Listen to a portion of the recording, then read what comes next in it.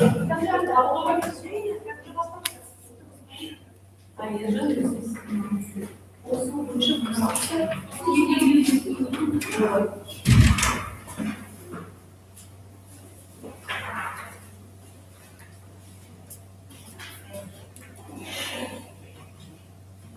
you tell us your name? Okay, it's Екатерина. It's your name? Кол. Kolo? Коло. Kolo. Yeah. Full letters. Yeah. K-O-L-O. Yeah. You have 1 minute to begin.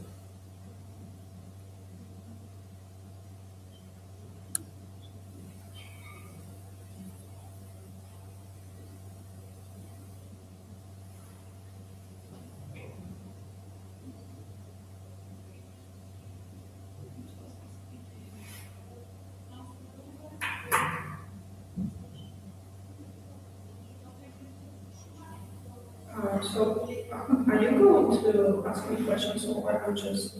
No, you can move through. I'm not going to ask you any questions. So it's not, I'm starting.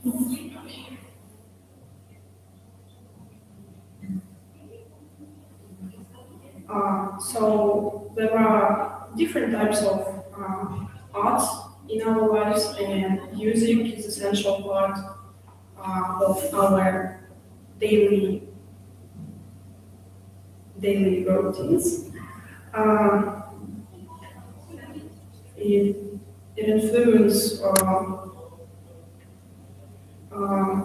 minds, our thoughts, and have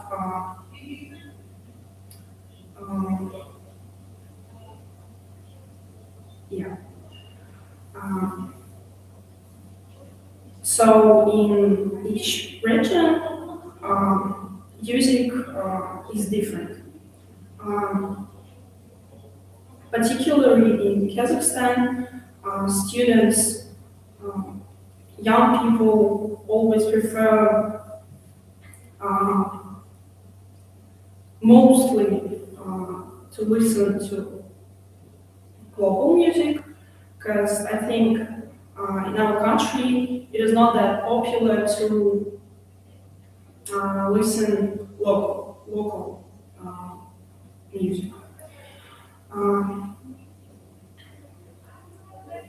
English songs are often played on the radio, listened on different music platforms, and it is becoming more and more popular to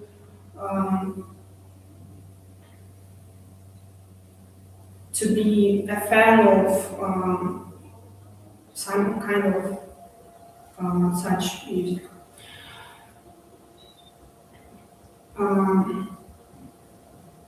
So it is also used in education. I personally faced it when my English teacher used it during the lessons. Always during the lessons, my teacher played English songs, and we she gives us the text, the script, the lyrics, and we just first we check the lyrics, then we so enlarge our vocabulary thanks to new words, and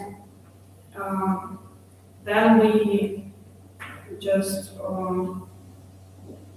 learn English culture thanks to the songs. I personally prefer pop genre of music. I listen to the Drake, the Weekend artists, and they just give me relaxing vibes, and it helps me to calm down. Okay, it's time for Yeah, your time is up, so you have 5 minutes to speak. okay. I wanted to do it here. What? Why didn't you tell me? 5 minutes. Я не знаю. That you have 5 minutes? But at the beginning, I just told that you want. Yeah? Yeah, it's okay.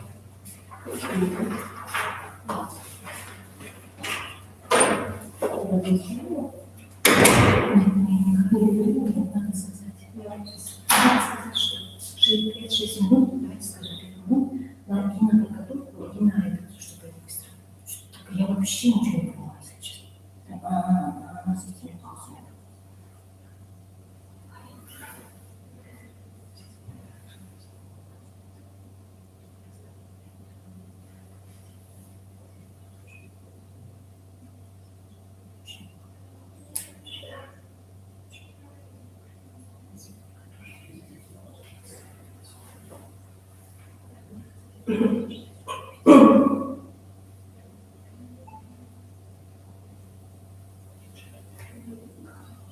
Следующий что-нибудь было. Ну, как я их было.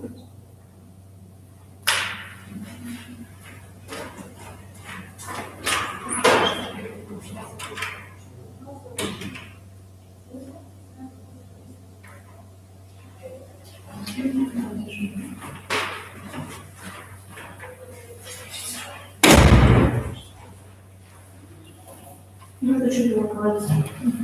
One part, choose one part. Yeah. This, on this. You have 1 minute for preparation and 5 minutes to speak. So you can choose one question from the first and the third parts. And the third parts, yeah. The second part you need to answer all the questions.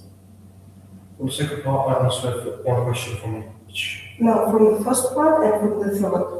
You have to choose one question, and for the second part you can answer all of this. Okay. So you have 1 minute.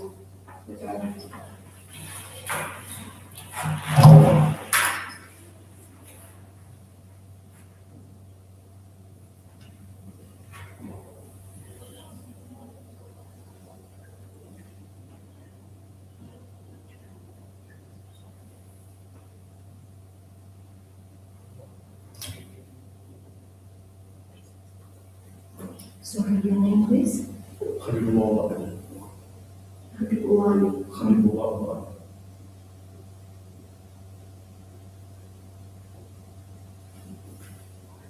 Wali. Ali. Ali.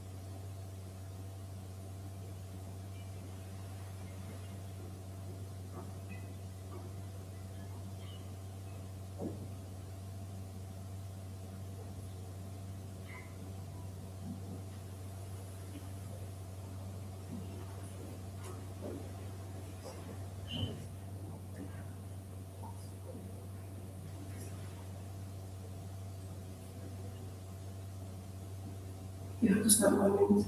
Okay. I chose the third topic. Have you ever received incorrect language advice in social media? I did receive some incorrect language advices as I was searching from social media for ways how can I learn English. And one of the advice was the advice was about that you need to practice grammar more and read books. I do believe that books are really important in learning the English language. However, the books are not the best way to learn the language. I thought that this advice was incorrect because while you study grammar and read just books, you get bored really quickly. And as the person must learn English by feeling the language itself, I thought of watching films and TV shows.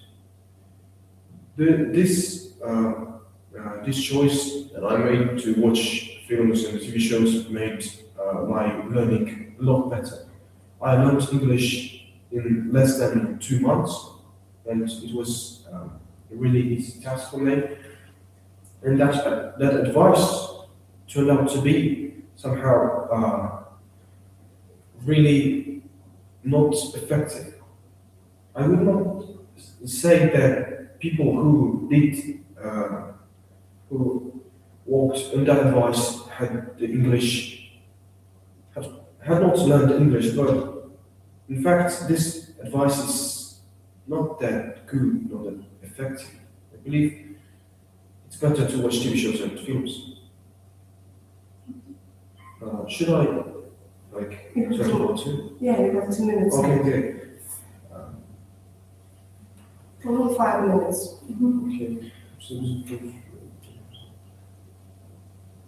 Social media do impact teenagers positively and negatively as well. However, the negative impact of social media outweigh the positive ones. The teenagers nowadays are so dependent on social media that they cannot even spend 1 day of their time just not by looking at their phones. They believe that somehow someone would write them some letter or someone would send a message or update their social media status, and they are so paranoid to check the phone every time they hear a sound of notification coming, and that makes it a bit strange. Like the people who do that are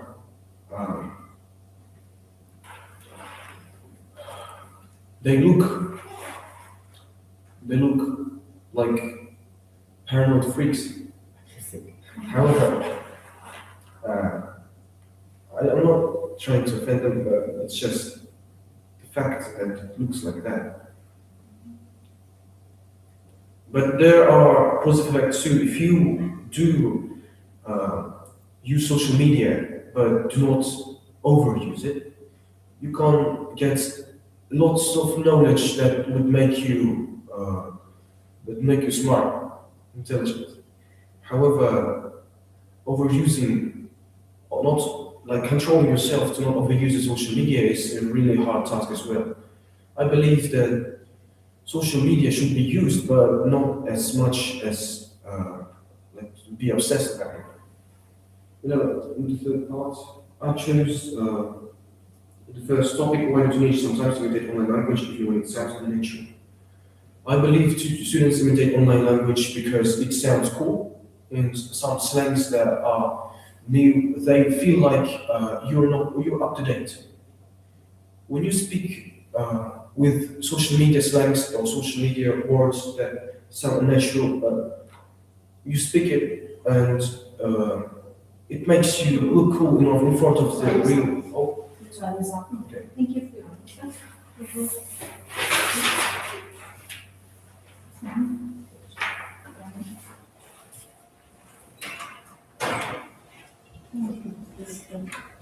Sorry.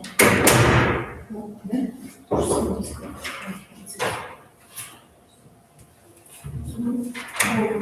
Признаю. Камзин, Амирлан. Хамзин. Камзин, Хамzin. Амирлан. Amirlan, you have to choose one card.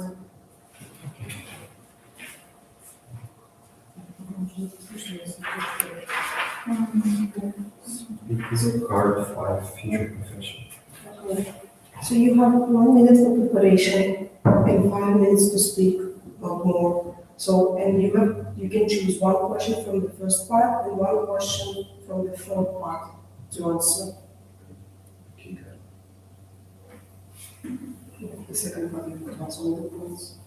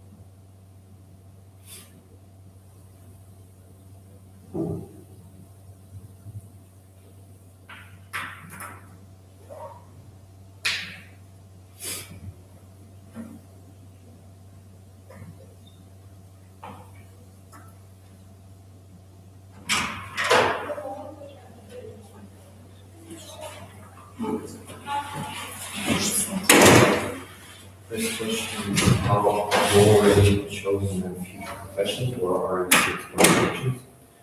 So, I've been thinking about my future major for about 2 years. Now I'm sure that I'll go to the mechanical engineering major. So there were a lot of options for me, especially computer science and being an astrophysics. But after a couple long talks with my uncle, I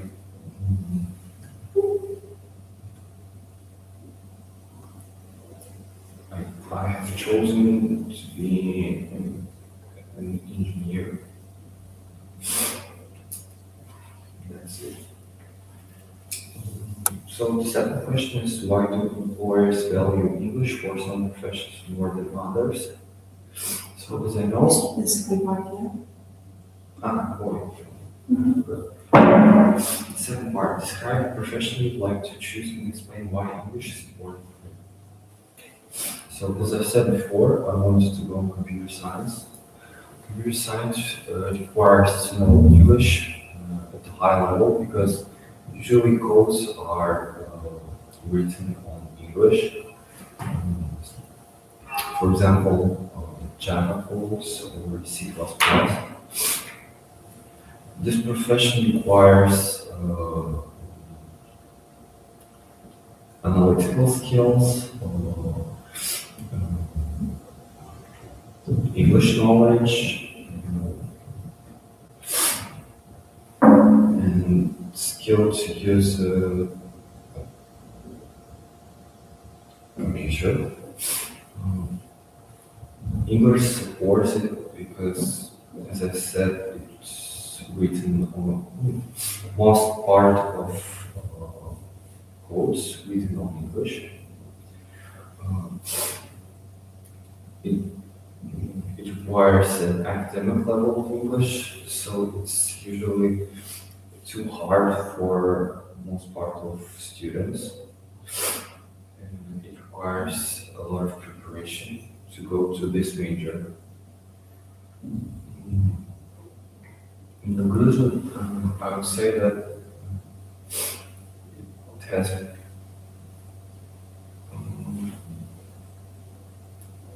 it is hard major, but if you have enough time to prepare, it will be a good choice for your future.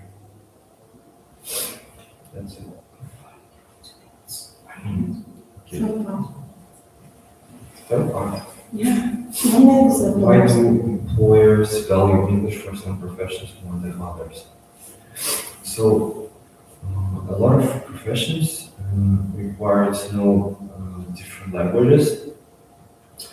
For instance, administration in the hotels, or as I said, those who go on computer science, so IT majors. Mm,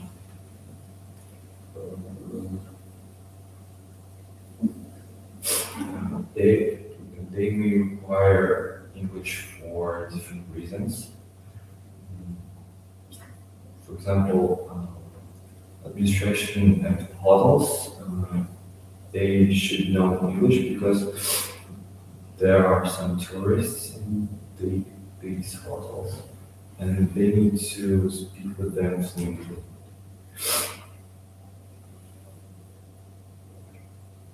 That's all. Okay. And then,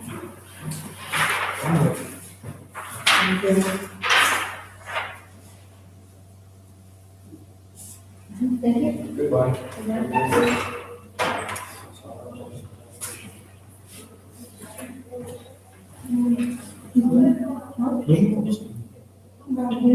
actually, you don't have to choose to check yet, right? Or they check when they ask them to go. Do they check? No, they don't choose it. Okay, So can you tell I'm us just gonna about, live here. yeah. What's your name? My name is Fulham or just the name? Full Kakamazis. Huh? My name is Kakamazis. name? Kalkamar? Yes. Yes. Kalkamar. Yes, you have to choose one card.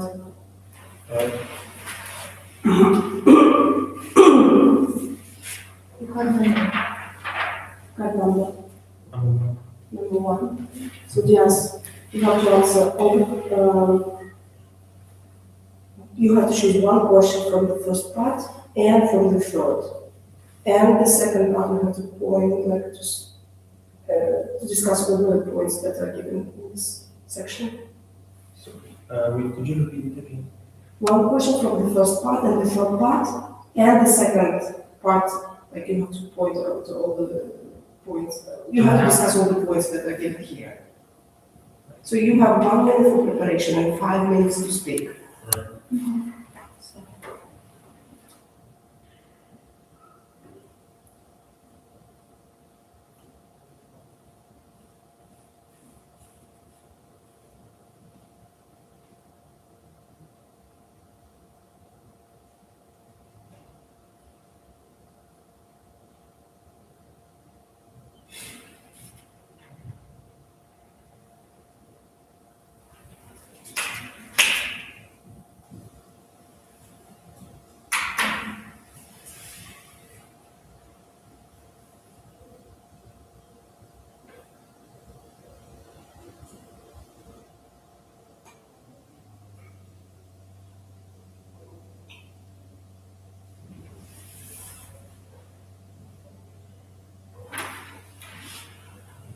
Oh, I can begin. Yes, you can start. Should I say the part? No, we can speak. So how do students seems to have physical education classes? So in my school there are 3 physical education classes per week. 2 occur on Friday and 1 occurs on Monday. During the Monday class, we just play sports games like basketball and sometimes volleyball. During the Friday classes, we do physical activities like stretches, aerobic exercise, and such things. Describe physical activity you enjoy and explain through those things. I really enjoy swimming, and I think it can be quite important for students because swimming is essentially a full body exercise that engages both the mind and the body. It requires full coordination between your thinking and your movement, because you have to, it is required that you time your movements when you have to move your hand down, when you have to kick your legs, when to breathe out, and when to hold your breath. I started doing swimming quite recently, about I don't know, maybe a year or two ago, which is considered pretty lucky. I practice it about 3 times a week during the times when I'm least busy, which is often the weekends. Swimming helps lose weight and relieve stress in your mind. But it doesn't tone muscle as well, because you're not pushing or pulling weight. You're just moving water from yourself to propel forward. Uh, as for school performance, I don't think it is, well, it won't help with traditional academic subjects, but I think it can distract students from the mundane school life and improve their efficiency in learning. Uh, Schools could make swimming optional by introducing a facility that allows it. I'm not sure about long course pools, maybe short course 25-meter pools are better because they are more easily to pay for the school and don't require as much supervision. In summary, I think swimming can benefit Kazakh students a lot because our educational system puts a lot of stress on them. It can affect their life in a positive way. Why do some students lose motivation for sports as they grow older? Some students may lose motivation. They don't want to attend physical education classes. They skip them or make up excuses. And I think the problem is bullying or unfair expectations. Our education system generalizes our students. Teachers don't separate between weak students and strong students. They put them in one big pile. In basketball, for example, that means strong students, which have natural talents and skill, easily beat weak students, which don't practice basketball at all. This results in the students that are weaker thinking, I can't do this, it's not for me, physical education is useless, which enables skipping classes. As for bullying, well, teenagers, they are more toxic and more brutally honest. It's in their nature. So naturally, they will pick a target to make fun of. And that target is usually, again, the weaker students.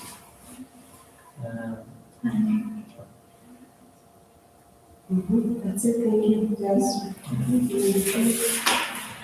Yeah. Okay.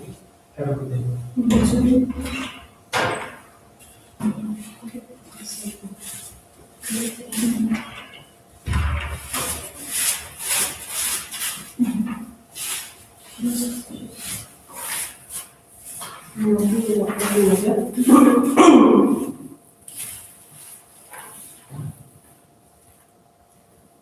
Alina, you have 1 minute for preparation. You have to answer one question from the first part and the third part. And the second part, you have to describe the situation fully.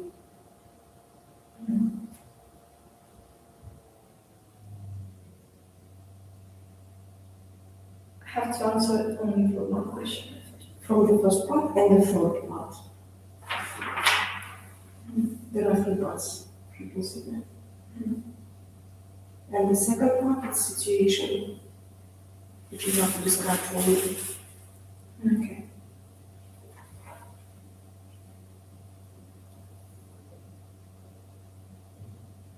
Also, I forgot to ask you, which card do you have? Oh, okay.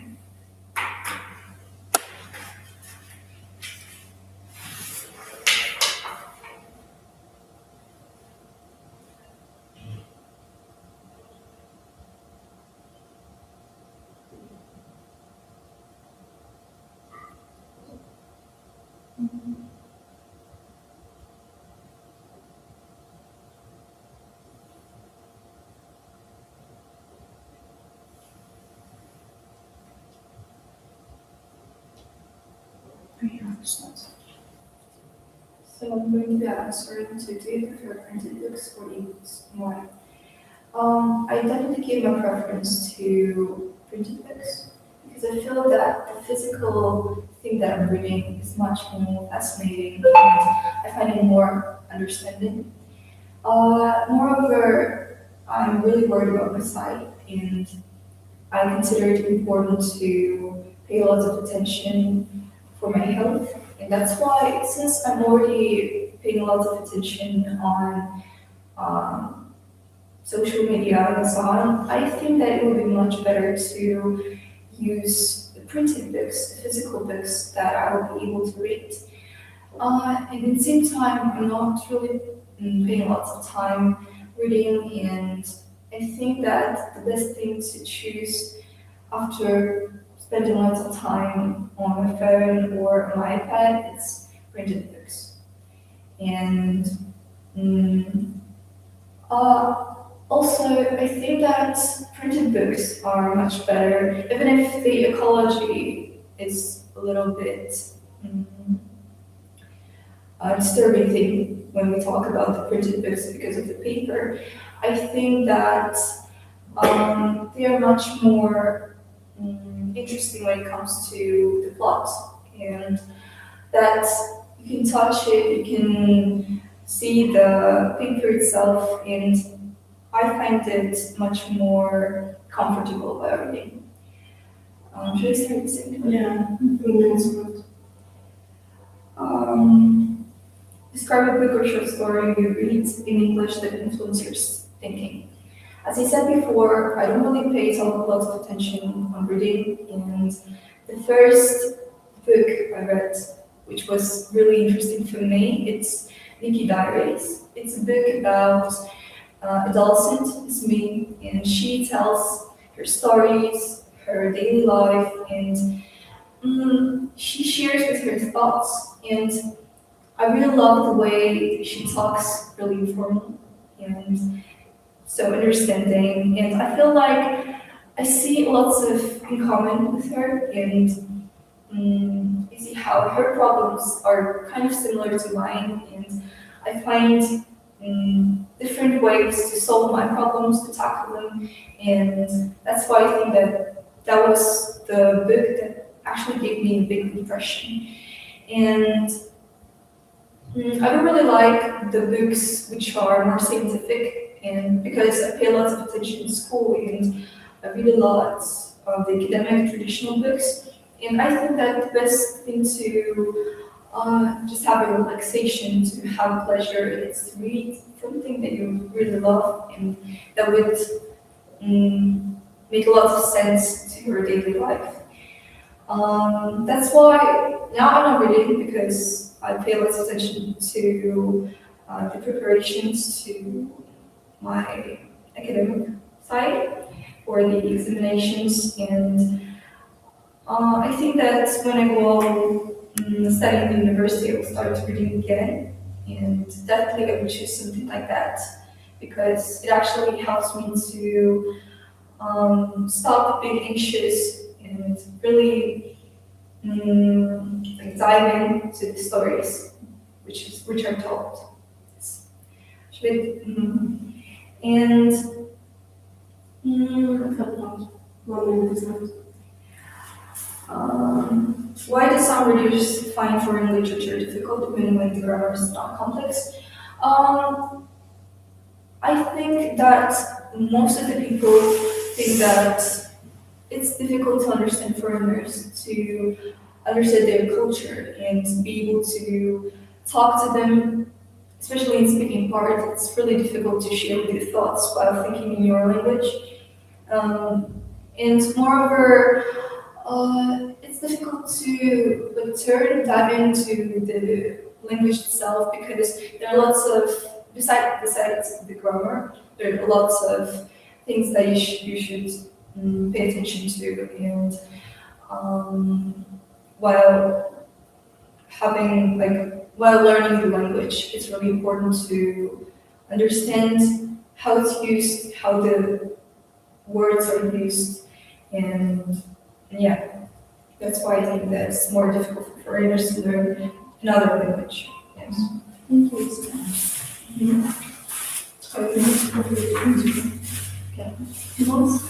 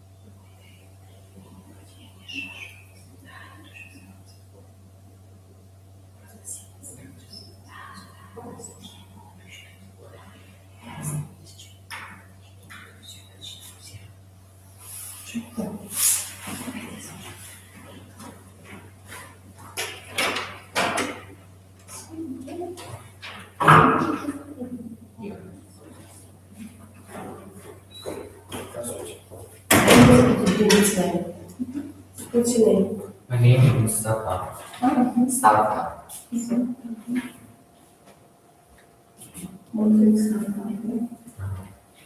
Should I take a round? Yes.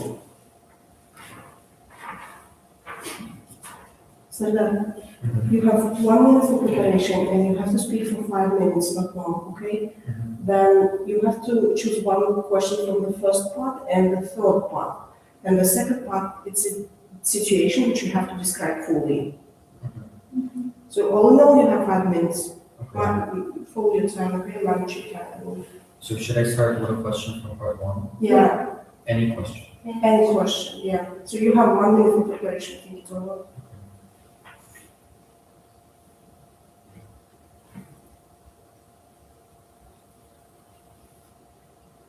Which one before? Number 5.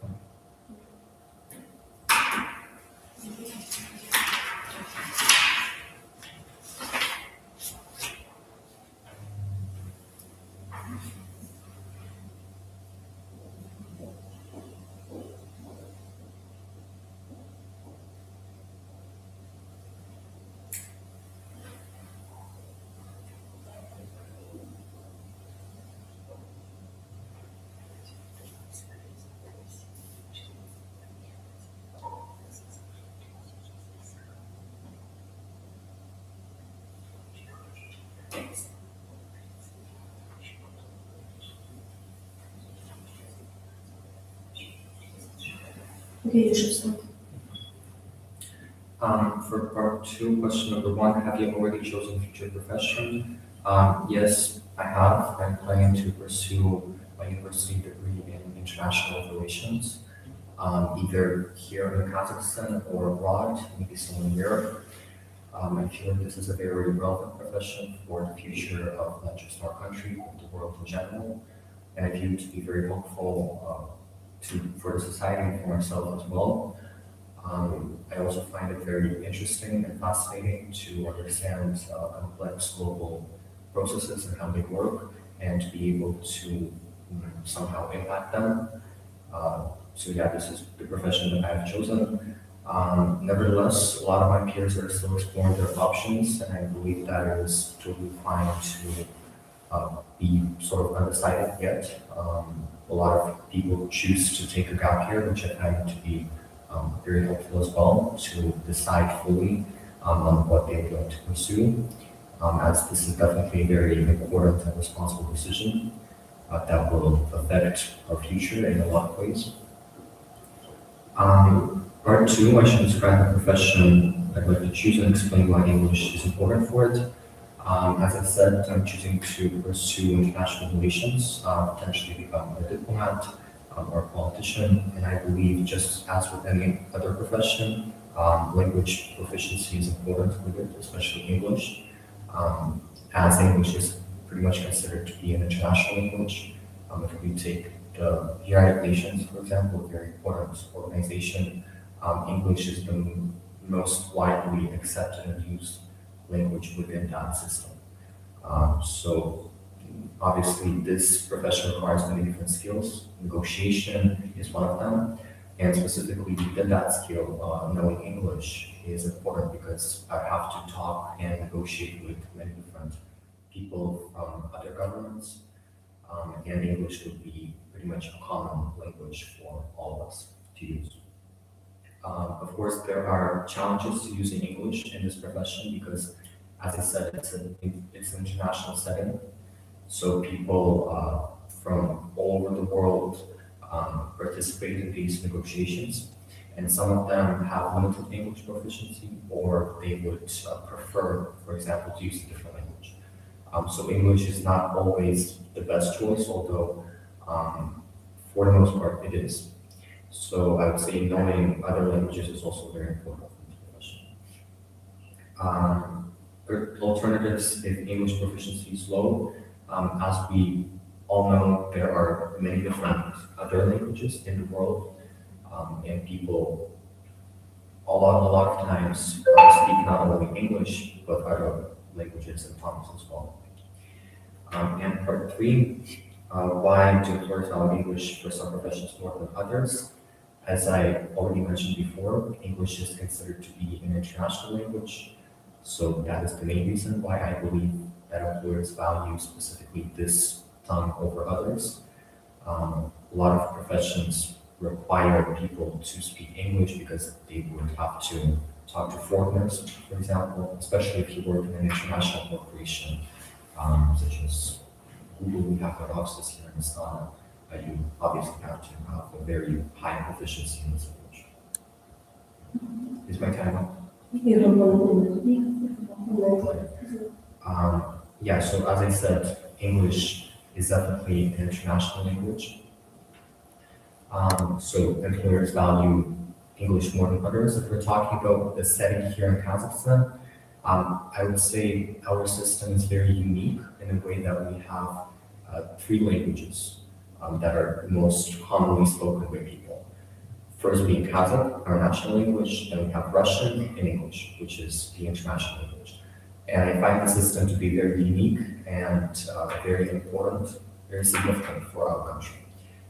Because living here in Kazakhstan, growing up in Kazakhstan, you already learn three different languages.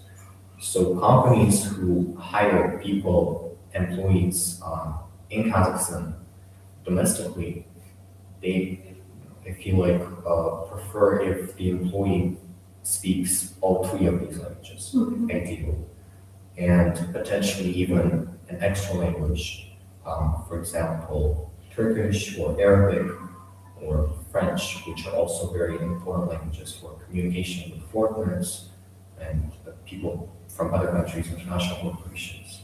Okay, thank you for your answer. That's it. Yeah, it's really good.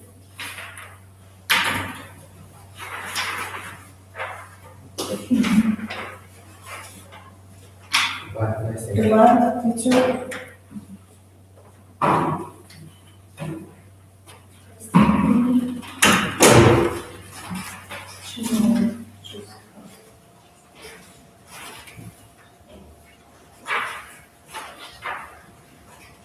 Which card do you have?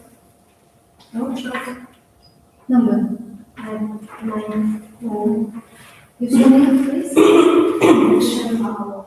Additional one.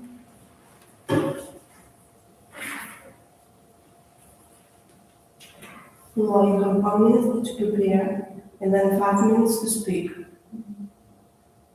You can choose one question from the first part and one question from the third part.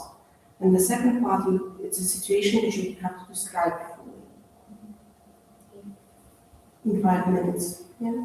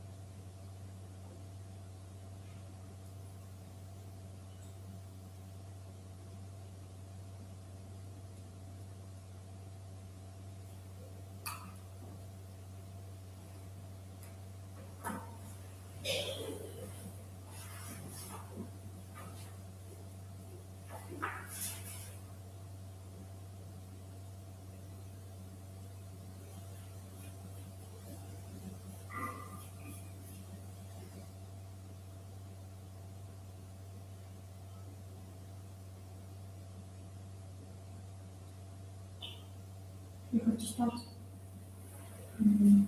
So there was a time that I was spoken to English tourist when this was when I went with my friends to the cinema and we went to the shop to buy something like snacks and something like that. So then there was a woman that asked for something. It was the first time I didn't just truly understand what she was meaning. So then I understand that she was asking for rice, and I just give her advice to ask to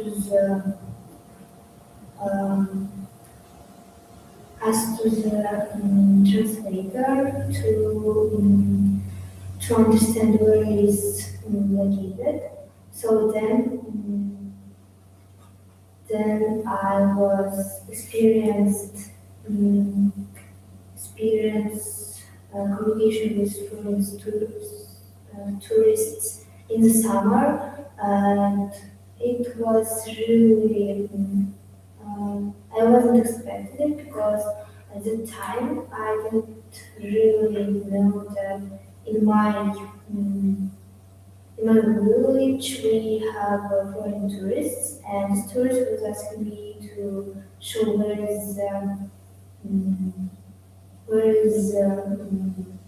bus stop, and I showed here the nearest, and she was really delighted to hear someone who can advise here where is this located. And so a place in Palestine that I would recommend to international tourists is Bayanal. It's located near to the Pavlodar, and there we have a lot of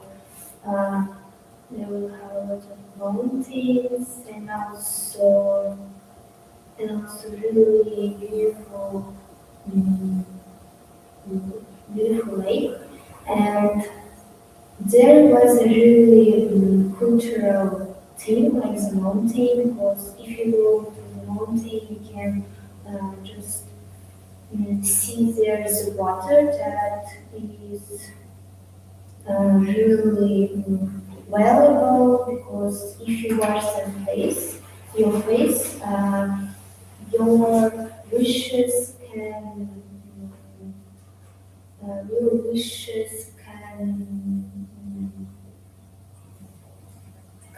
be real, and also some people might face some misunderstandings like finding the hotels because there is hotels which is located really far away from the water, and English speaking guys, there was really huge numbers of it, and they can easily show some beautiful spots. And also, I think this place really promote local nature and also shows the really beautiful sides of this place. And also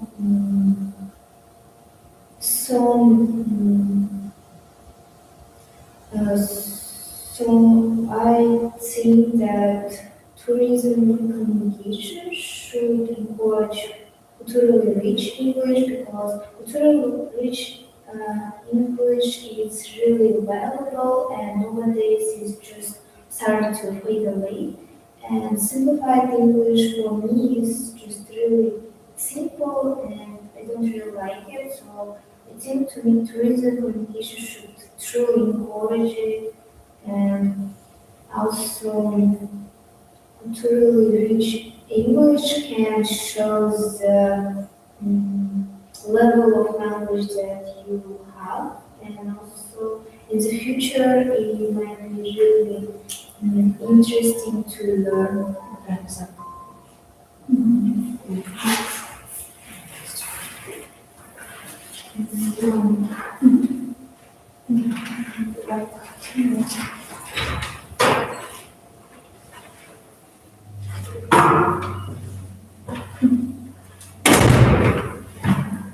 Choose one card from there.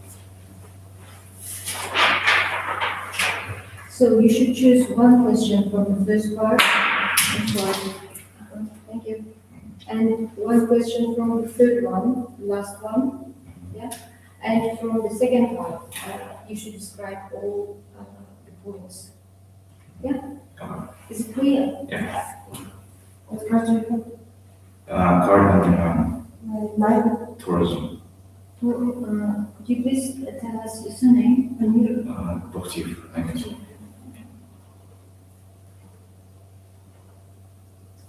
So you have 1 minute to prepare and 5 minutes to speak.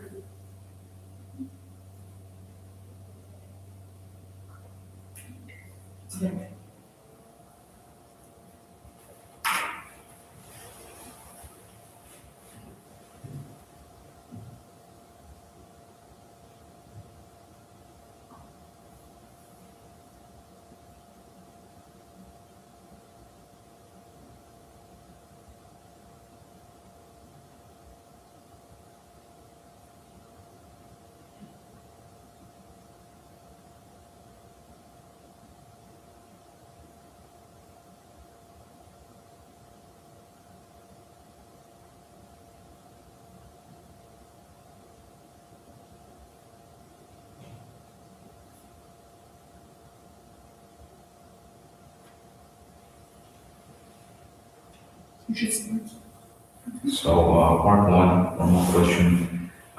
Question number one, have you ever spoken to English foreigners, tourists? Now, in my life, I've seen a lot of foreigners, but I do not speak with them in Kazakhstan specifically. Instead, I spoke with them on the internet. I have a lot of internet friends, they are foreigners. Some are from Slovenia, some are from Brazil, and I speak with them in English language.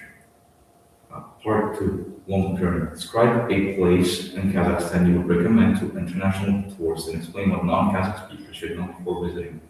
Now, the place I would recommend to tourists in Kazakhstan is probably Bayterek, because I think it shows what Kazakhstan is modern, it is a symbol of the whole country, if I say so myself.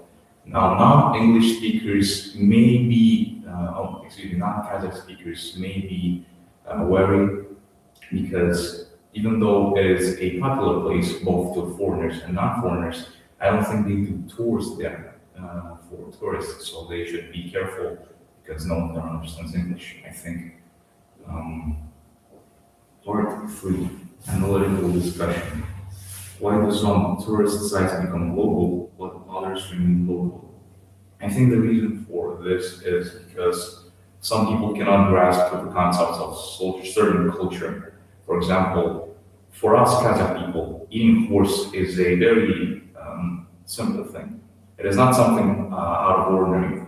However, for foreigners, even from Europe, eating horse is something unusual, something taboo.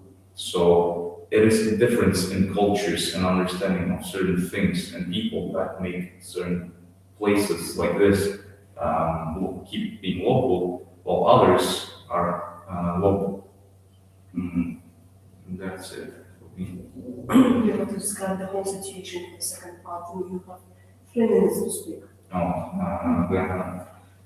Also, why I think tourists should visit Baytarek is just a pretty place as well. And Baytarek as a sightseeing place has a lot of people and really good people. So it is an opportunity for tourists to, first of all, meet new friends, or maybe know more about the country itself.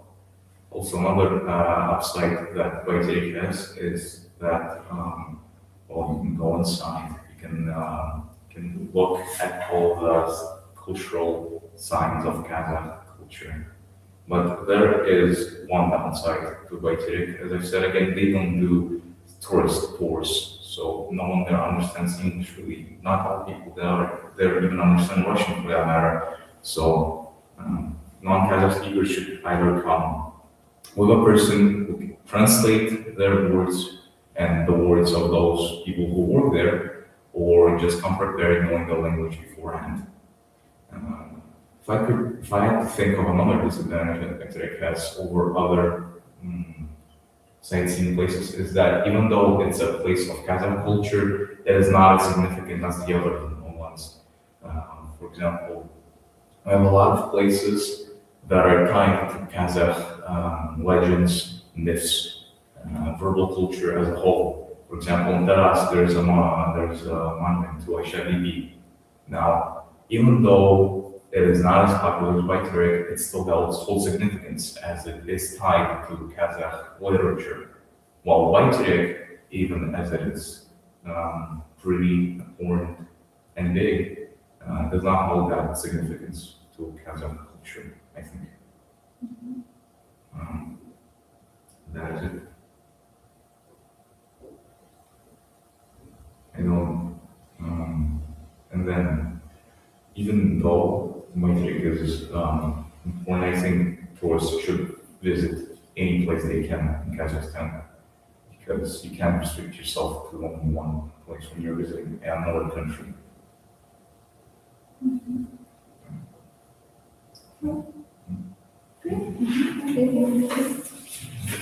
you.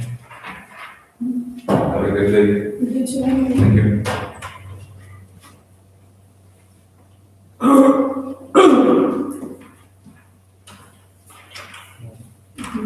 One part from here. From part 1, you should choose one question. From part only one question from part 1. From part 3, you should choose one question. Yeah? So, what about the second part? The second part, you should describe all the points you're given. Okay? So, and you will be given 6 minutes, or 5 minutes, yeah? Or 6 minutes? 1 minute for preparation, 5 minutes to speak. Yeah. Go. Which kind of talk? Malinka. Second. Okay.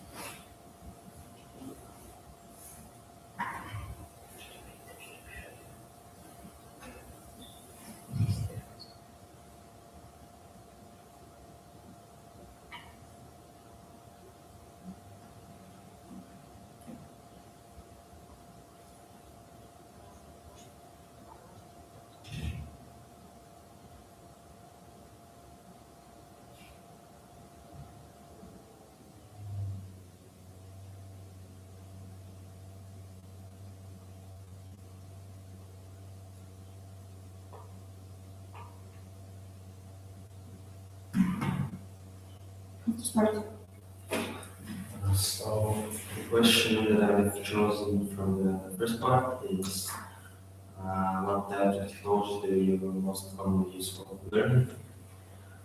So the type of technology I usually use for preparation is of course my phone.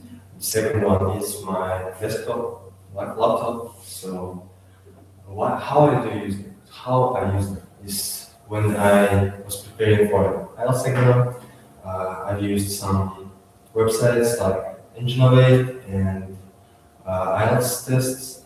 So it's very helpful and I'd say encouraging because while you're preparing using your laptop, it won't be that like strange to use an actual laptop on your IELTS exam because you'll be more prepared. It will be overall easier. And talking about the second part, describe digital tool or technologies that change the way you learn English. I think that actually it's also a mobile phone because it's the most convenient one. It's portable, you can just take it with yourself everywhere you want. And there in your phone, there are all the things, all the stuff that you can do on your laptop. So because of that, the way I used it is while I was on a bus or on some other type of travels, I would just use my headphones and play some English recordings, maybe some videos on YouTube that will explain some tips and tricks of an IELTS exam because it's the most important English exam that we have. But there are some limitations because not everyone can afford an actual good phone or a laptop. The prices are very high, and in order to get a superior, the best opportunities, you need to buy a high-end technologies. For example, my laptop is like very, very expensive for me, and it was a hard choice. So, talking about the resources I used, so earlier mentioned Innovate, IELTS exam tests. Also, there are some Telegram channels that were very useful for me. There are a lot of exams from the past, like the real exams. So I had a huge amount of opportunities, a lot of actual tests, and that's why I scored very high on my actual IELTS exam. The third part question I've chosen was what makes technology helpful for language learning and when does it become distraction? So as I mentioned before, with development of all these digital technologies, we're given an opportunity to get a overall quicker and easier access to all the information we have on the internet. Moreover, we have, with invention of video calls, we can learn without even leaving our home by buying courses from online tutors and some other online schools. But however, it became a distraction at some point. I think the main reason why it became a distraction is some apps like TikTok and Instagram. Yeah. Mark, I want to leave now. Yes.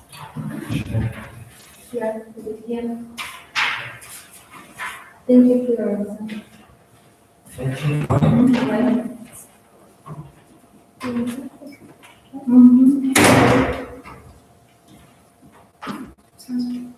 Mhm.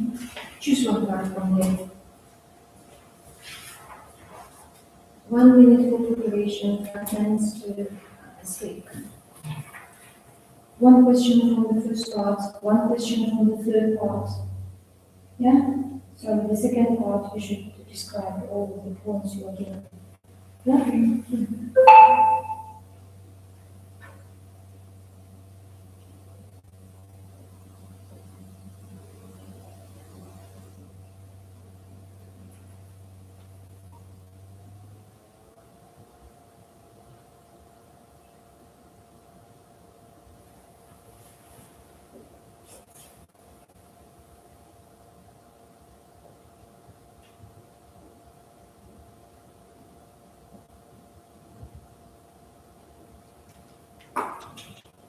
What are you doing here? Can I start here? You have 24 seconds to prepare. Okay. If you wish to start. Which card do you probably do? Let's be card 6.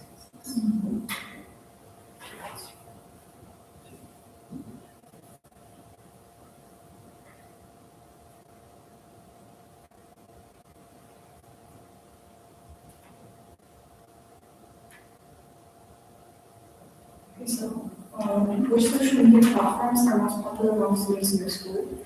The most popular social media platform in our school is probably Snapchat. It's also popular in the United States or countries abroad. And people often use it to send Snapchats to each other at the moment. And they kind of share moments that happen with them, with their friends and close people. And it's really fun because you can also keep streaks with people and kind of watch for how long you've been snapping each other and talking.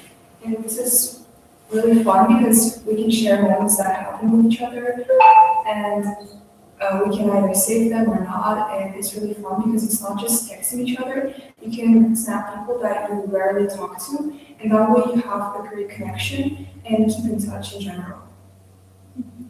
So, do I need to follow like a timeline? Yes. Yeah, so the second situation part you have to describe for me. Yeah. Okay. Describe a positive and negative impact of social media on teenagers' English communication. Well, in general, I feel like texting each other on social media is a positive impact. You can kind of enhance your speaking abilities, and sending each other videos or reels in English also is a positive impact because that way you also kind of enhance your English, not in an formal or academic way, but also informal way, and you get to see how people communicate with each other abroad and in the United States because their English is quite different from ours. They have different slang words, and that way you get to enhance your abilities and experience the way they speak in English. Well, if talking about negative impacts, you get to learn other people's side from like negative side. For example, you get to see like learning negative words, bad words, I guess, isn't really a positive impact, and it also enhances your language from the worst side.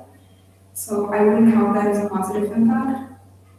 And teenagers can avoid these negative effects if they focus on the positive side of social media, like if they always send each other positive videos to motivate each other, to show how people are working abroad, how they're reaching different academic successes, and that kind of motivates each other to grow and learn new things. So, using social media in a better way is not as hard if you try to keep that trend. So if you send each other positive videos, you will see more positive videos appear on your For You page, and that will kind of keep the positive part of the world on your social media. And the last question, should regional Olympiads ban or encourage social media vocabulary and speaking tasks? I feel like they should ban them because not many words are appropriate for use in the Olympiads, and not many words are appropriate. And for example, if teenagers just come to an Olympiad and start cursing in English or using bad words that wouldn't be appropriate for this situation.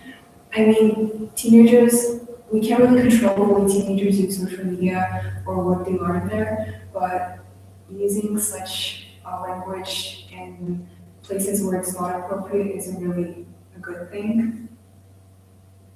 And I mean, it's great to use social media to enhance your vocabulary, and we can't really control everyone, but if we want to grow and reach another level of English, we should think of the way we use social media and focus on the better part of it. Okay. Thank you. Thank you so much. Should I answer this one? Yes. Thank you. Goodbye. Goodbye.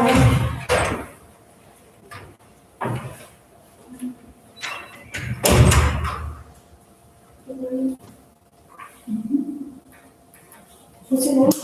Alexei. Choose one part. Choose, no. So you should choose one question from part one, one question from part three, and you should describe all the points in here. Okay. 1 minute for preparation, 5 minutes.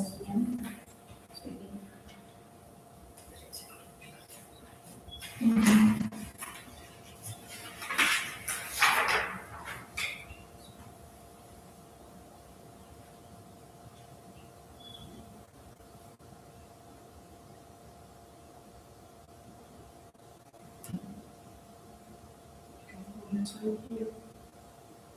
Is it visible? Yeah. So, can I start there? No, you have 27 seconds to prepare.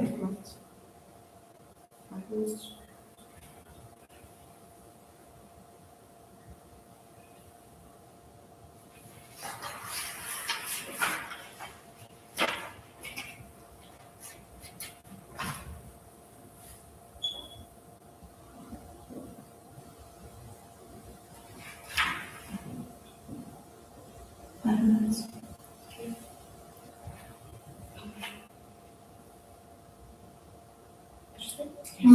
So, part one, so I would like to discuss the question number 2, discussing importance enough to create awareness. So, in my opinion, nowadays schools getting more involved in ecology in general. And for example, in my school, eco awareness is one of the main topics nowadays.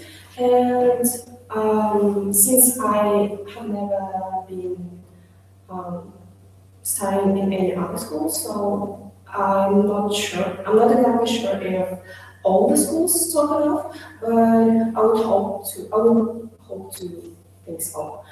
So part 2, I do have 5 questions for all the parts, right? Yes. Okay, so part 2, describe so the main environmental problem in my region is probably the litter pollution. There are a lot of litters all around the city, on the streets, on the roads, and the main problem I would say is the level of eco-awareness in the city, because many families do not teach their kids enough to how to save our country, our ecology, and how important it is. I would say that it doesn't affect the community that much because it is not. This problem is not that big at the moment, but I'm sure it will be getting bigger every year.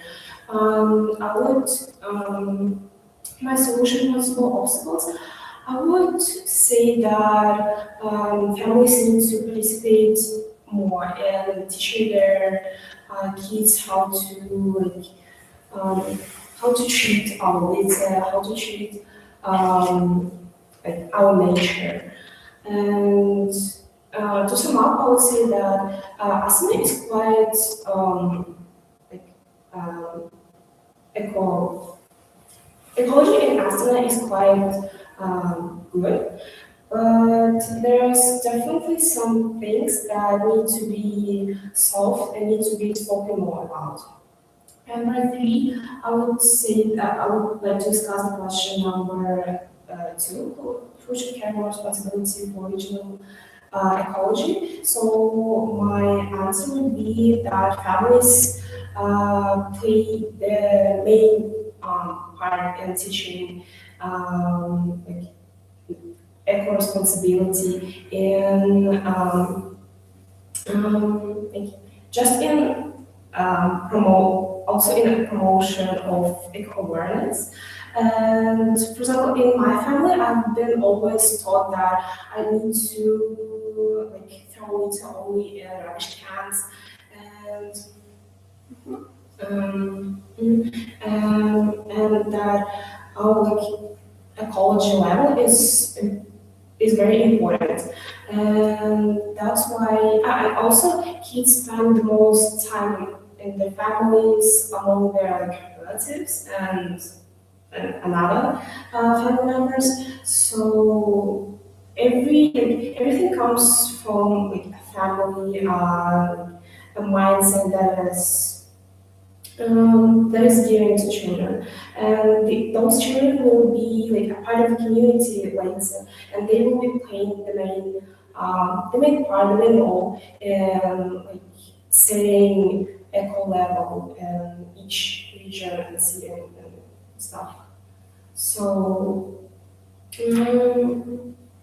yes, I would definitely say that the main responsibility is on families. That's it. Okay. Thank you.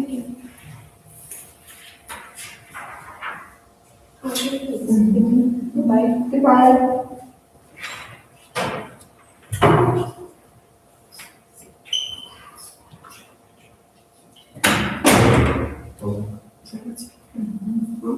Please choose one card from here. Choose one question from the first part, one question from the third part, and the second part should be described all. May I start?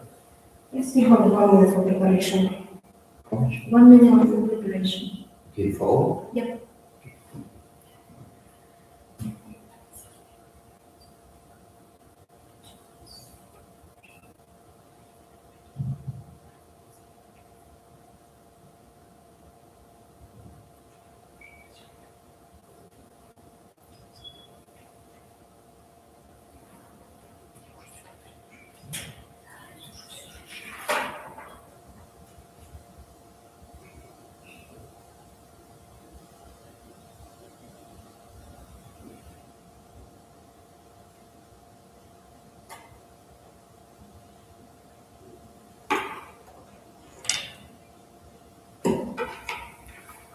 Arthur, your card number. Number one. I have a question. How much time do you want to speak for? 5 minutes. 5 minutes in total, right? Yes. Around 1 minute for what 1 minute work and 3 minutes for part two. Sounds good. 3 minutes for part two. No. Yeah, it's 3 minutes for part two. And is 1 minute for part one and part two. Yeah. If it's comfortable. Okay. Total 5 minutes. So you want to start here?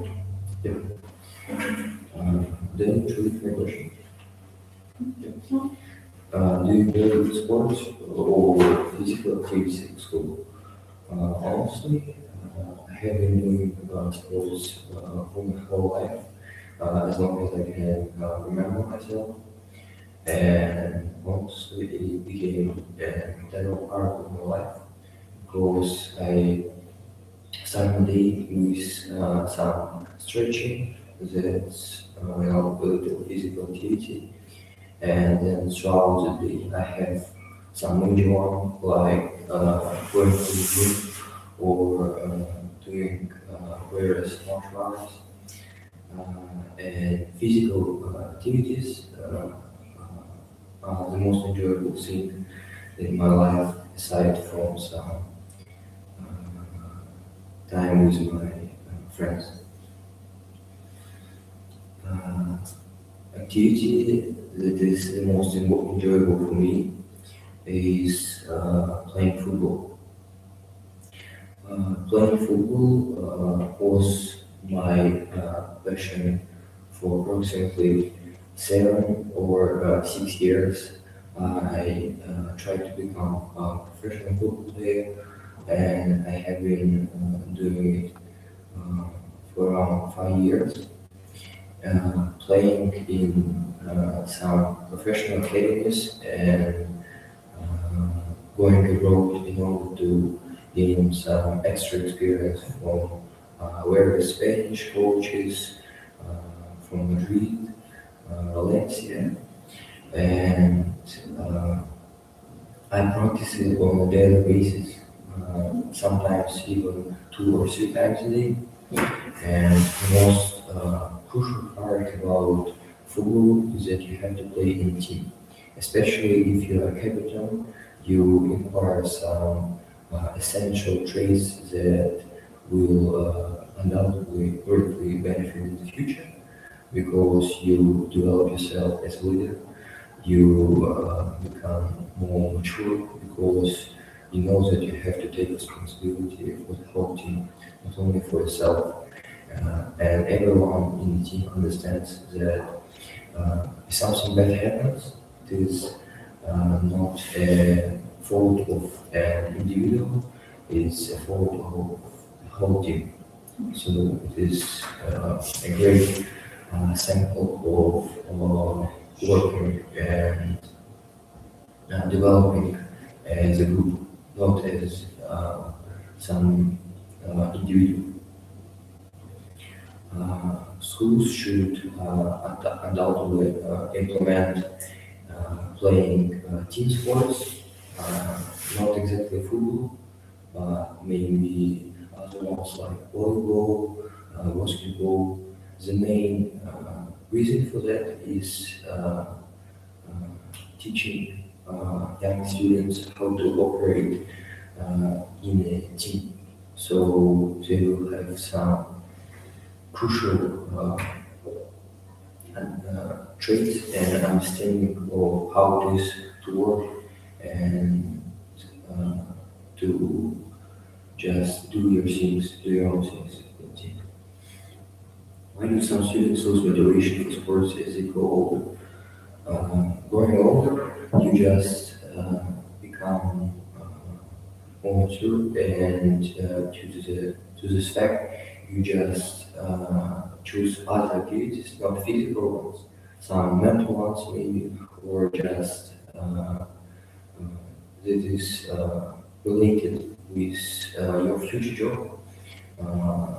Something some field works, or just working on your computer, and people tend to have less and less physical activity as they grow old. And they not only change their lifestyle, they also sometimes just lose passion for sports, because they already dedicated their childhood, maybe several years or even their whole life to some sport, and they decide just to leave. Yeah, that's probably everything that I can say for now. Thank you.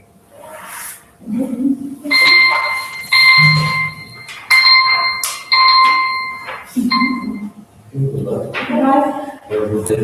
You too.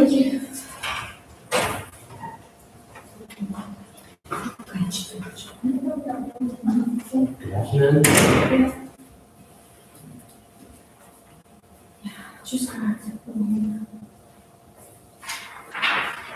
One question from part 1, one question from part 3, and the second part should be described all. All the questions. Question Content. 10. 10. Okay.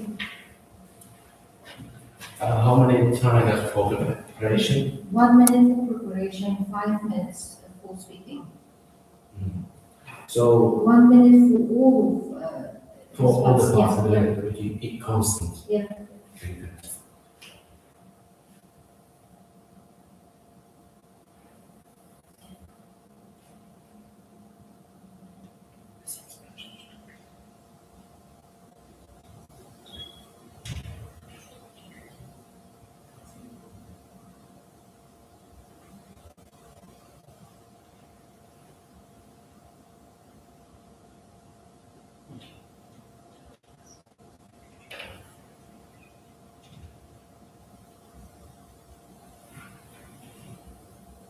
Can I write on the paper? What do you want? Just a simple box on the question. Thank you.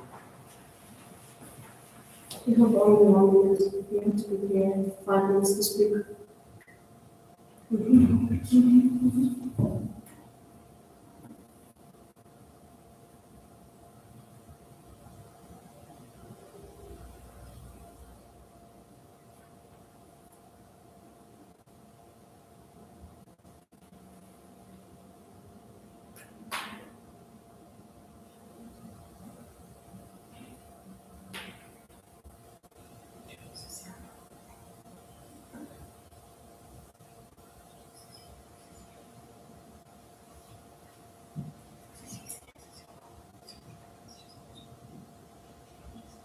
Yeah, start. Okay. Part 1. Do you use AI tools for learning English or school tasks?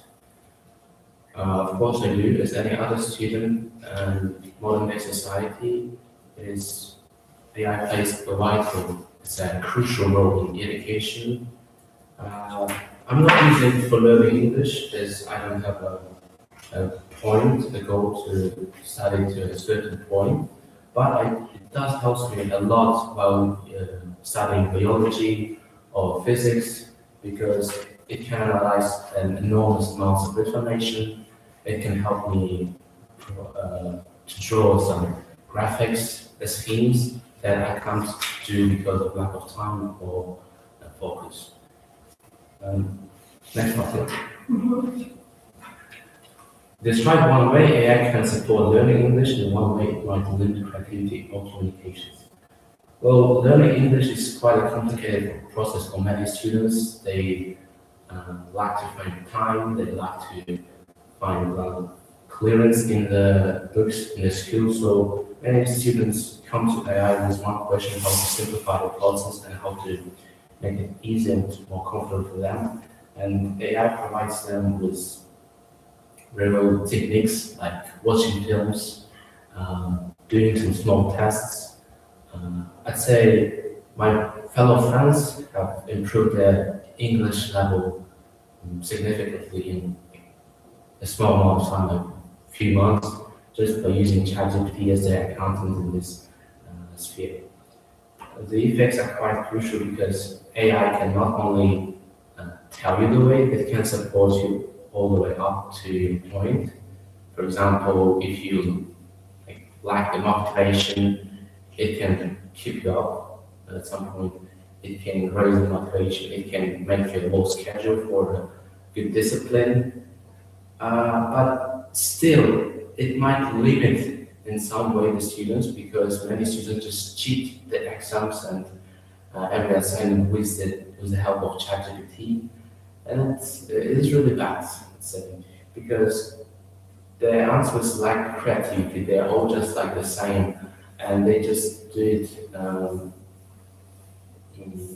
unintentionally, I'd say, just because of being lazy and not having enough time. In conclusion, I would say that our government and teachers should take care of the ChatGPT in some way, maybe make some borders or give some lectures about how to use it in a smart way without harming your knowledge. Part 3, why might AI reduce originality in students' communication? As I said before, AI gives blank answers. They are written on the one scheme. They all have the same words, and AI just wants to reduce the amount of effort it puts in this small task. And I think it's really bad, because it is right now just a small test, but in future that might be some serious work assignments, some calculations on some serious jobs like nuclear factories or in police or hospitals. And what if AI would be controlled by some big company with its own bad interests to influence people in a bad way, to force them to do something else? For example, once I saw a video where one blogger was telling that he has failed his attempt to book a flight, because of how ChatGPT said that he doesn't need a visa to fly to Peru when he does it. So at this point, AI can give you the false information, and the creators of many AI services like ChatGPT are aware of it, and they're trying not to make their users aware of it. At some point, I read an article that said that AI can be controlled on a distance. Like there could be one user who can control all the answers of the AI, all the strategies, and I'd say it's really scary because nowadays people rely more on their AI apps rather than on themselves. In conclusion, I'd say that we should rely on ourselves more. Good. That's it. Should I give it back?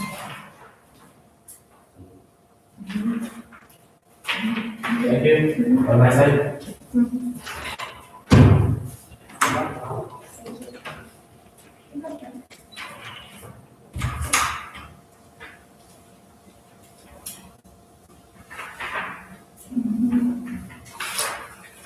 Choose one question from part 1, one question from part 3, and the second part should be described all. Yeah. 1 minute for preparation, 5 minutes for speaking. Preparation of all the 3 parts. Okay. Yeah.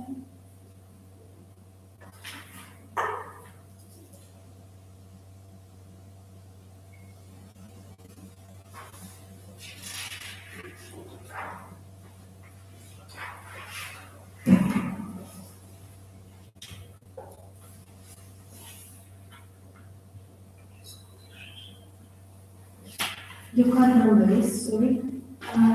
Card 6.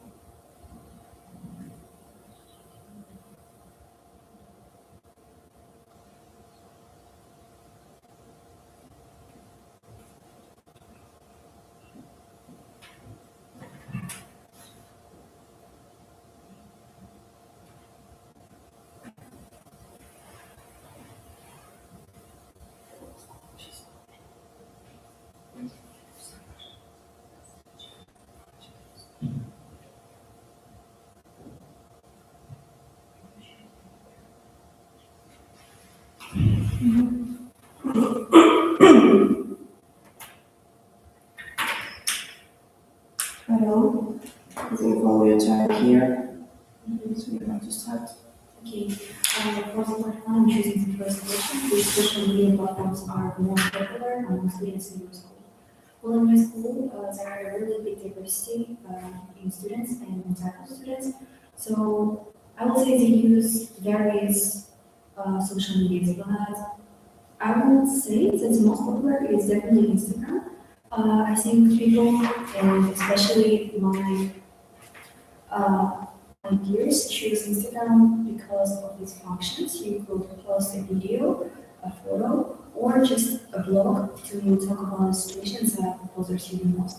And I have seen some people use it as a public diary, which is also really amazing to me. And I feel like it really bonds people together. For the part 2, I have a topic describing positive and negative impact of social media on teenagers' English communication. I think there are many ways how social media impact teenagers' learning abilities of English, because nowadays technologies and especially social medias are everywhere. So we're forced to be in this environment in order to speak or communicate with anyone. And English, as any other language, requires lots of communication and talking and speaking and listening and all of those traits that you have to combine together in order to really learn a language. So sometimes I think there are negative sides of using social media in order to learn a language, because online there are many misinformation, and so people could try to learn some rules, for example, but there won't be a valid rule in this, in something that someone came up with, just in order to go viral online. However, I think benefits really outweigh the disadvantages of trying to learn English online, because there are many applications, there are many, for example, teachers on YouTube that could really eagerly teach people online for free. So it's a really good possibility for people who don't really have that much money. And this personally is the way how I learned it. I really think that people could communicate more online without getting without getting disinformation, just by cherry picking the information that they try to consume and try to speak to real teachers at the same time. That's how they can avoid misinformation. I think that speaking online, and especially texting online, could really damage someone's ability to communicate, because online you could use many terms that don't actually exist in actual language. So some people really tend to forget some sophisticated words or some terms in their even native language. I'm not even speaking about English right now, because some people really forget some sophisticated topics, some sophisticated terms and words, only because of usage of social media. So yes, I think people really should be more careful while trying to communicate online, because there are many threats to their language and their knowledge. Yes. So part 3.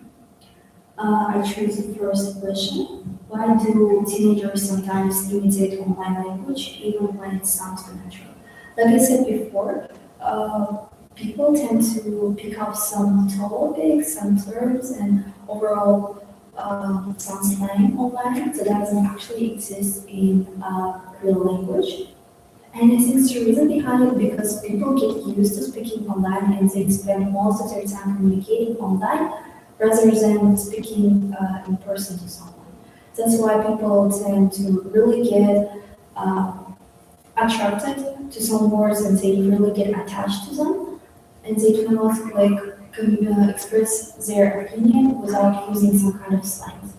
And I think of course, it's a very deteriorating factor in improving teenagers' ability to speak, and it always was really low, but still, I think it could be helped with the help of professionals like teachers or psychologists.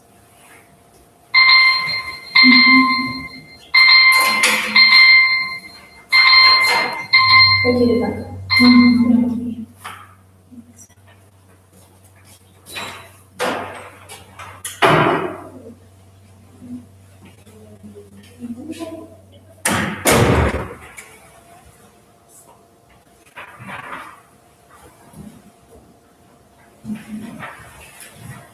What's your Chinese lesson?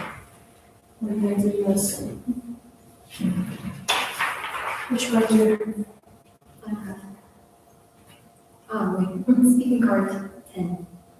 So you should choose one question from part 1. Yeah. Choose only You should choose one question from part 1. Yeah. One question from part 3. And the second part should be answered all. Okay. Yeah. 1 minute for preparation, 5 minutes for speaking.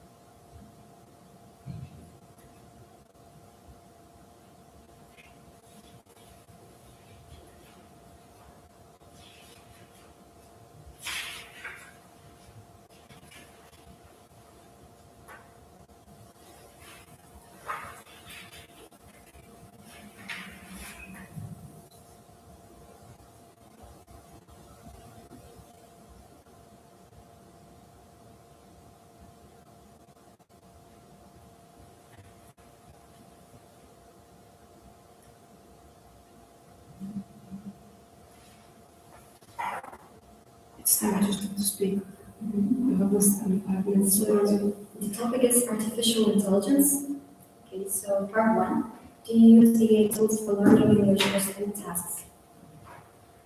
I think it is pretty obvious that I use AI on a daily basis when it comes to learning English, because I'm really interested in English and I've passed IELTS exam. And so before passing it, I used AI on a daily basis. Every single time when I was trying to check my writing task, and it gave me reviews and so many things like that, and also tips how to improve my writing task. And I'm so much grateful for AI because it helped me to improve my writing. And I got 7.0 for my writing section. And I think it helped me a lot. So, but I try to use it once in a blue moon because I know that it may reduce my creativity when it comes to writing because I cannot write without generating ideas from ChatGPT. So yeah, I know the consequences of using AI. So in the future, I will try to reduce using it. So part two, long term. Describe one way AI can support learning English and one way it might limit creativity or communication. So in a fast-paced world, every single student are now using AI day to day, and even simple tasks like writing an essay for your school, they use ChatGPT to write it. So on the one hand, I do think that it is really helpful because it is easy, it is fast, and you can just relax and just cheat. But for others, they actually do it to help themselves, to create, to generate ideas, and they write it, the essay by themselves. So I think it really depends on the person, how they use it. Maybe they use it for learning actually, but others, I think majority of people use it for cheating. So it really depends on the person. But there are many ways it can limit our creativity or communication, because sometimes people choose ChatGPT over people to talk to, even for speaking questions. For example, I do not want to practice my speaking with people. I want to practice with ChatGPT because it is easier and it can adapt for me. So yeah, so it can actually limit my communication with other ones, with like even not for speaking, but for day-to-day life. Even sometimes I find myself updating ChatGPT what happened in my life recently. So I think it really affected me, but it stops me from socializing with other people. So I know the drawbacks and the benefits of ChatGPT, and in the future, I have to cut it down. I have to socialize and know that it can limit me in many ways. Students can balance AI and independent speaking, actually, because they can actually know, just like me, that I need to balance AI and independent speaking. Sometimes I add it. Sometimes when I'm speaking with my examiner, for example, sometimes I generate an idea with ChatGPT, but also I add something for myself. So it is a perfect balance. If you are running out of ideas, for example, or you're not going to generate ideas just at once, so it really helps. But of course, you have to add something to make it your speech. And yeah, so in conclusion, I think ChatGPT, AI, and many other platforms help us to create that perfect balance, but it depends on the person, on how they use it. So it really depends. But of course, yeah, AI makes it really easy. Time's up. Time's up for part two. No, for maybe. Oh, okay. Thank you.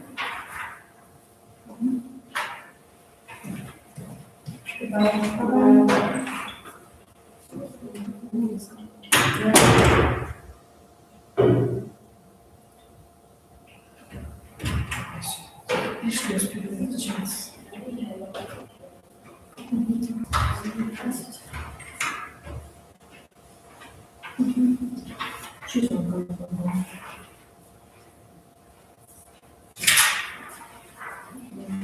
So,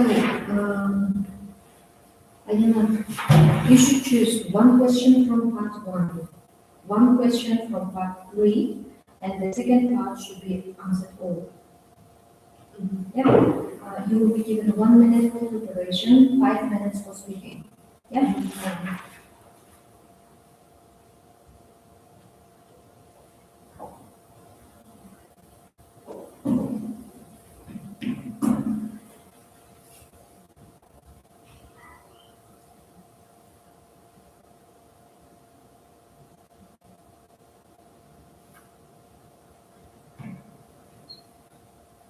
And what number?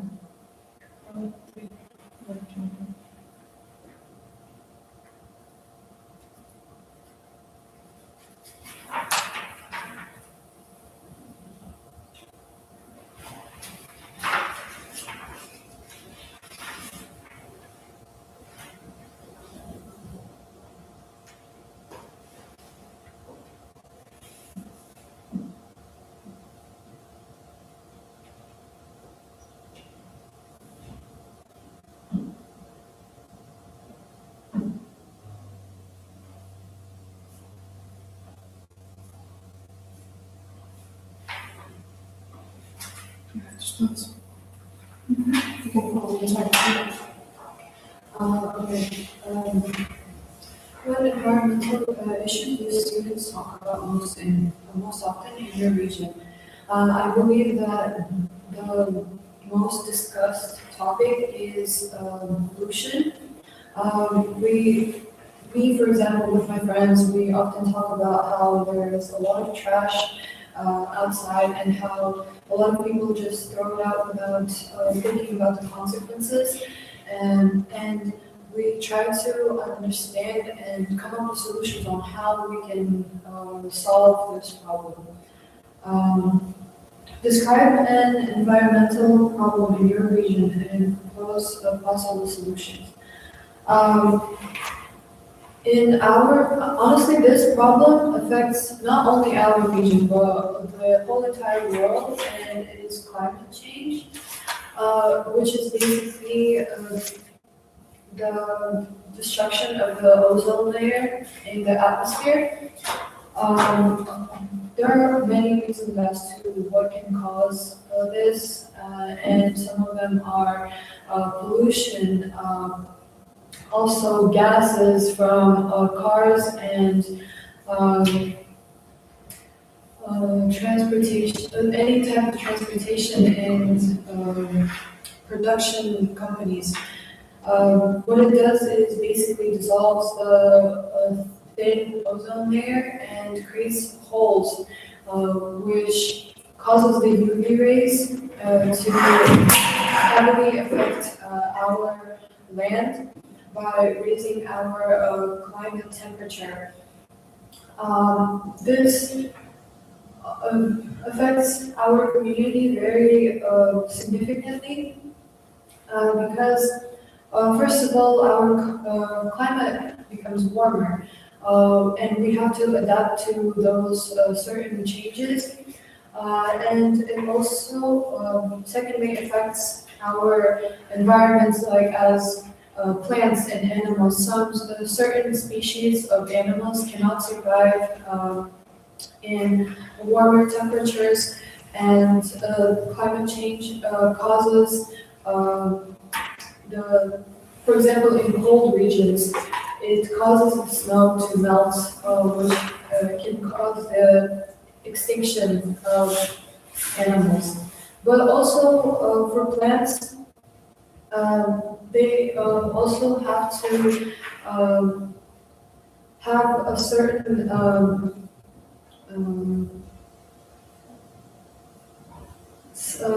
temperature that is beneficial to them for growth, because under different circumstances, the plant might not grow and it could cause extinction. I think that we could solve this by really monitoring our pollution levels and raise awareness for people so that our society and our nations understood on what is the main cause and how we can solve it. Some of the obstacles are that many people ignore it and think that technology is way more important, while I think that we should care more about our planet in order to later on develop more. Who should carry more responsibility for regional ecology, schools, families, or local government? I believe that the local government should be responsible for regional ecology because they are the most responsible part of the authority for their own nation. And they must be able to regulate certain aspects that can affect their community. In our case, like climate change, they should be able to create regulations on how people will be fined or charged for leaving out trash or not cleaning up after themselves, and also how they use their technology and how it affects their land.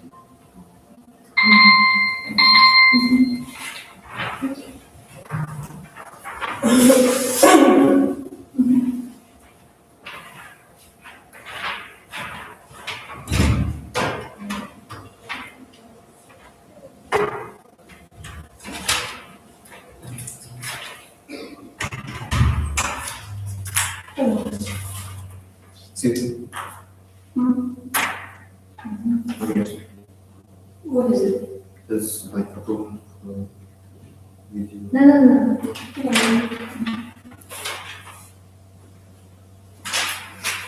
You can choose one more for this.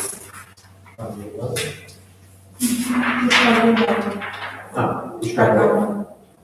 Oh, Number here it is. number speaking card number 9. Okay, and now you have 1 minute for preparation and 5 minutes to speak. You can follow your timer and put here. Yeah? Okay. Then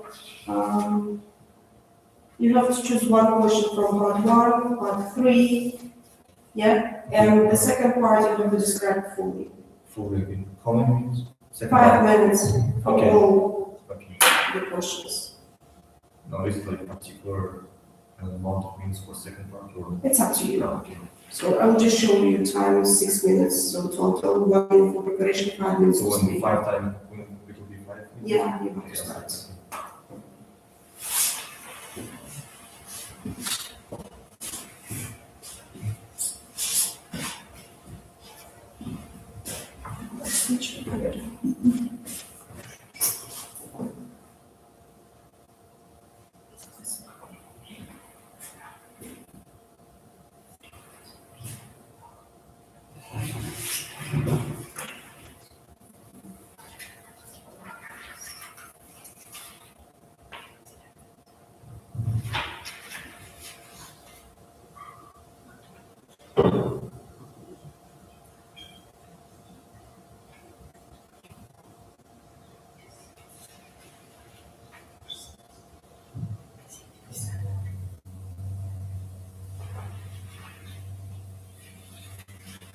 Should I read the questions out? No, we haven't. Okay. Our international research can use its origin. Yes, I met lots of international visitors, tourists. I think the main reason for this is because we're living in the capital, Ағылшын, Astana. So we have a lot of, it's a major city, we have a lot of opportunities for growth. So even citizens of other countries come here and for studying or work.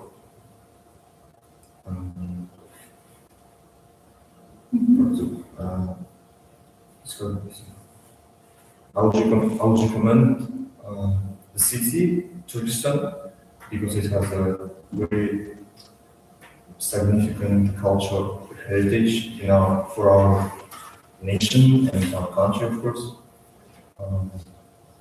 Turkestan is a very old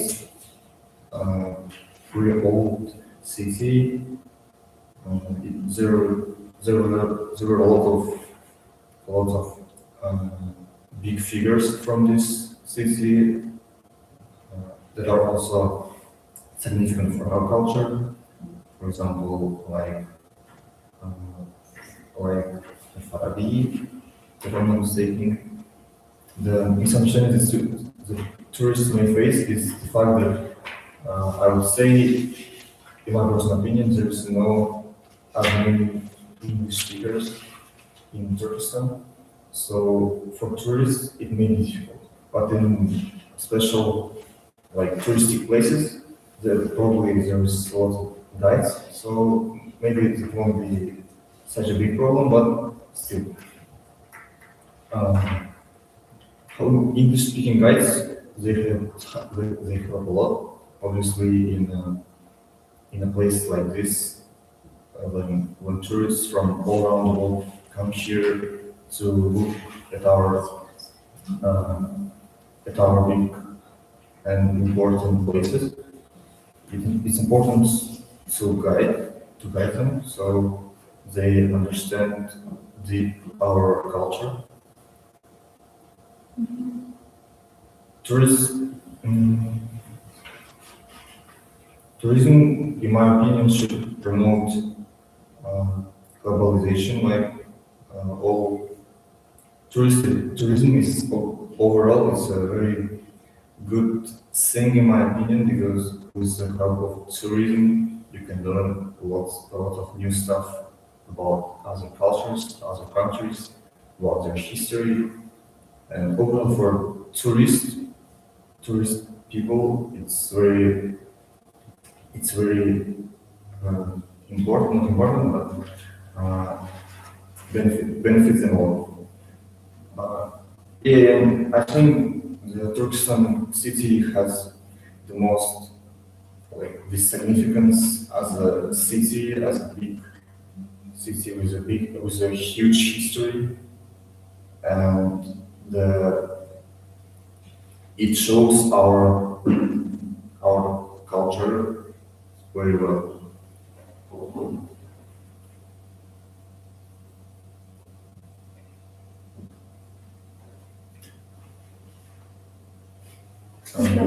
No more questions.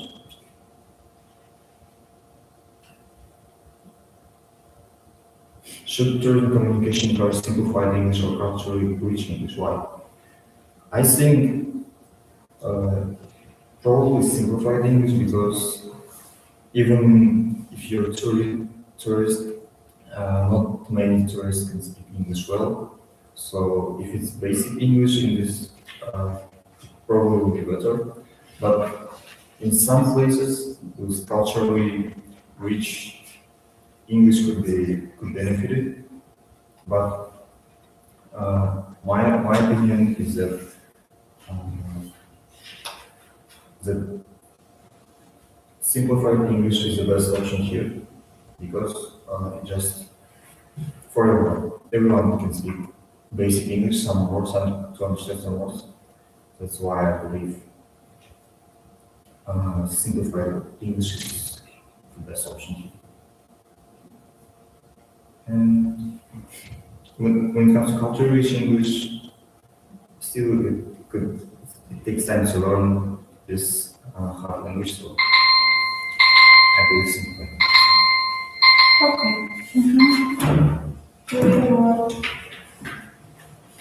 Should I? Yeah.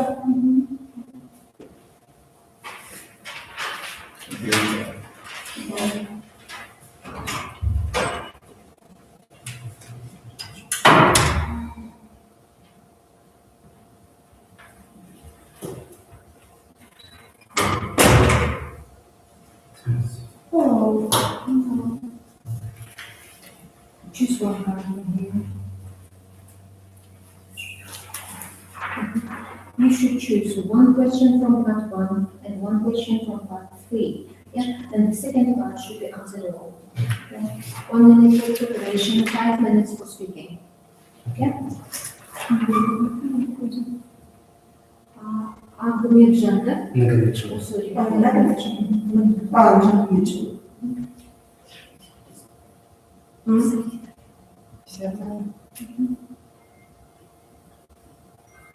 Did you say it? 1 minute for preparation, 5 minutes to speak. Yeah. So you can follow your time on things here. Yeah. So when it comes 5, you can start saying.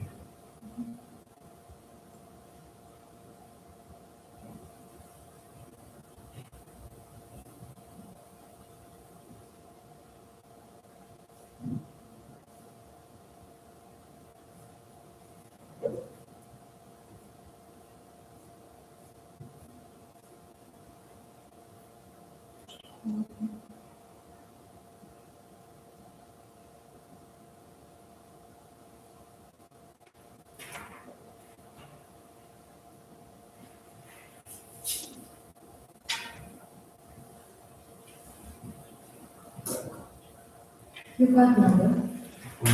Two. Speaking card 2. First question is, what type of tools do you most commonly use for learning? When it comes to this question, I think that using Google or artificial intelligence would be the best idea.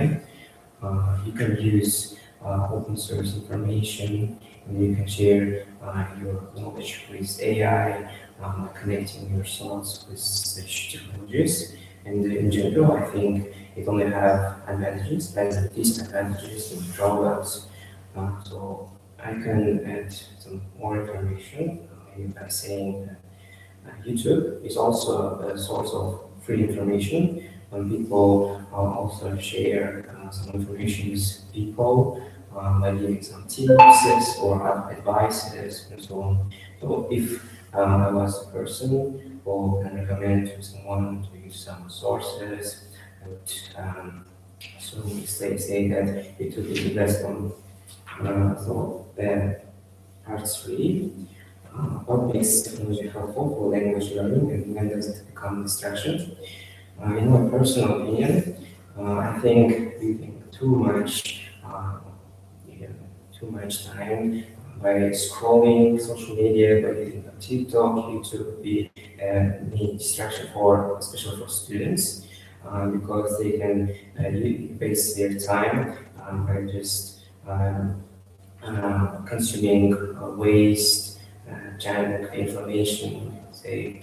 So rather than we can use such source of information, as I said before, by learning some interesting things, like biology, physics, and other kind of subjects, only have a positive side to people. And part 2, describe a digital tool or technology that changed the way we learn English.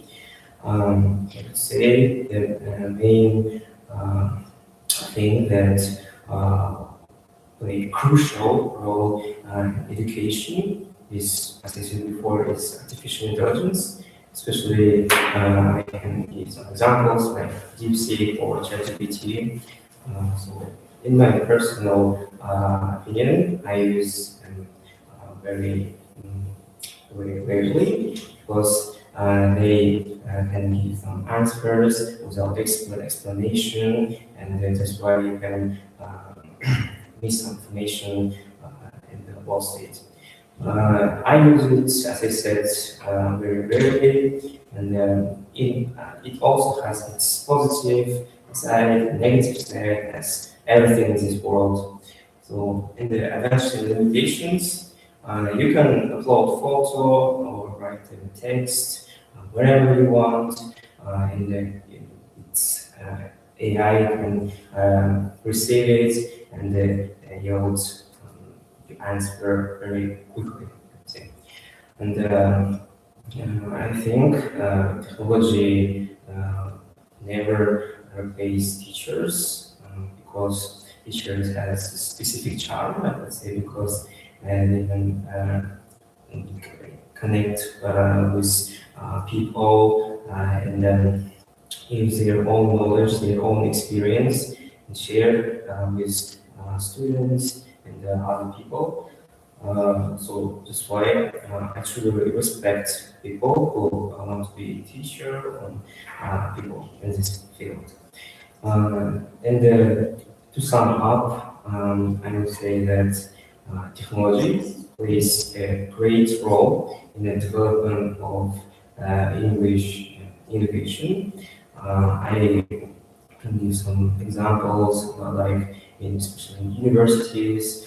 When you go abroad to study, you always come across with such technologies, and it's also cool to use such opportunities in order to improve your qualities, your skills, your traits, and so on. And then in the future generation, I would say they can develop these technologies even more better to change their life globally, and I would truly recommend it to everyone to use this. Okay.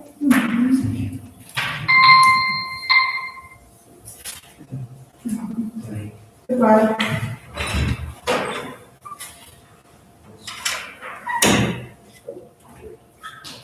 Nie wiem, że dużo. Ekstra plus.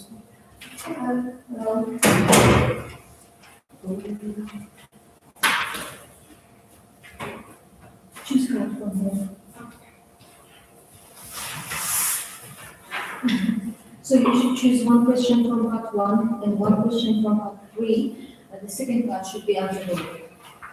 Second part. The second part is you describe all of the points you're getting. So you have 1 minute for preparation, 5 minutes to speak, and 4 minutes time when it comes time you have to stop. So, should we start? No, you have 1 minute for preparation. Okay. When it comes time. Okay.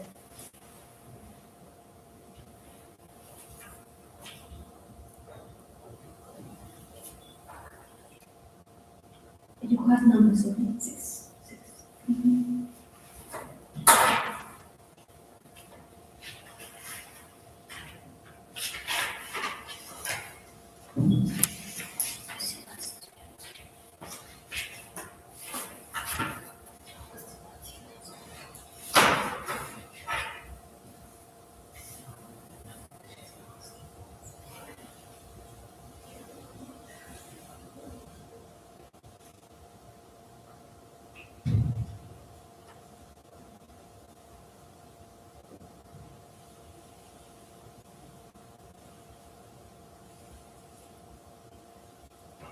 So, should there be questions or should we? No, I haven't. Okay. So I would say that it's quite important to use English practice services, especially social media. So yeah, I use social media to practice English, and it's quite customary to use social media, as I mentioned before, to practice English because that's the only way you can make sure that your language will be fast, your brain will consider this language really quickly. Yeah, so accelerating the skill of using words to create sentences in your head is quite important in every language, especially English. Well, part 2, make sure it's written. Okay, so I think that there is a few positive and negative impacts of social media. So, first example of positive, I might consider that it's practicing, as I said before. So, testing your English and practicing with Americans, for example, who are native speakers of English is quite imperative thing. So, Yeah, and the behind is really common nowadays that there is a few bizarre people who are not mentally health, I would say. So yeah, that's quite important and vital for parents for sure to control such movements of their kids. Yeah, and if you're an adult, sure, make sure that you know when someone tries to, for example, cheat and take your money or do something even worse. Okay, how do we avoid such an effect? It's experience. For example, someone asks you to dictate the number in the message, for example, four numbers are behind your credit card. Yeah, they took your money, but now you know that you don't have to, it's not safe for you to dictate your numbers behind the card. Okay. And social medias, I might suggest that they provide amelioration of real speaking abilities due to the fact that it's not so it's not so customary in our society nowadays to interperson communication. So yeah, I would say that it's only ameliorating instead of damaging. And to say briefly, I might suggest and conjecture that using any kind of webs, it's quite essential for us as the human race. Nevertheless, you should provide the safety of your own comfort zone. So, and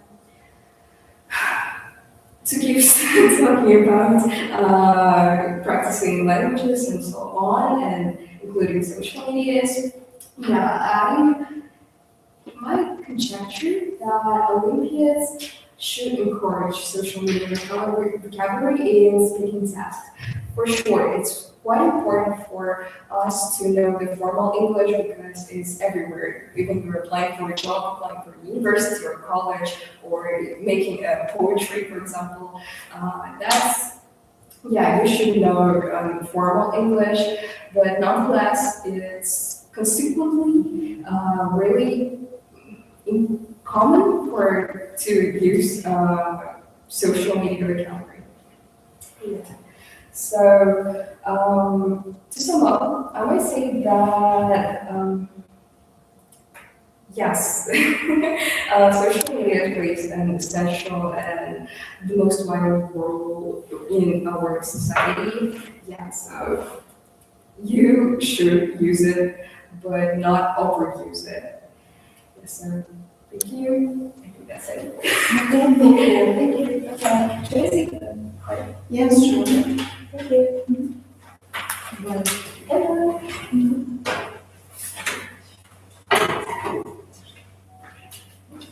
Здравствуйте.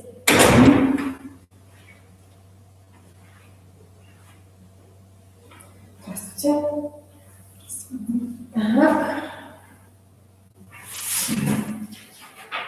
Choose one card.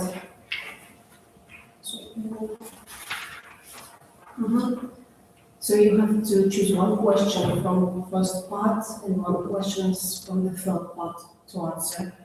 And the second part should be answered fully. Okay? And the points should be described. So you have 1 minute to prepare and 5 minutes to speak.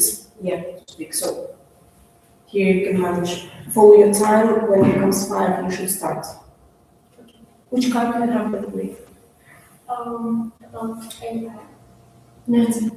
Card. Okay. Take your turn.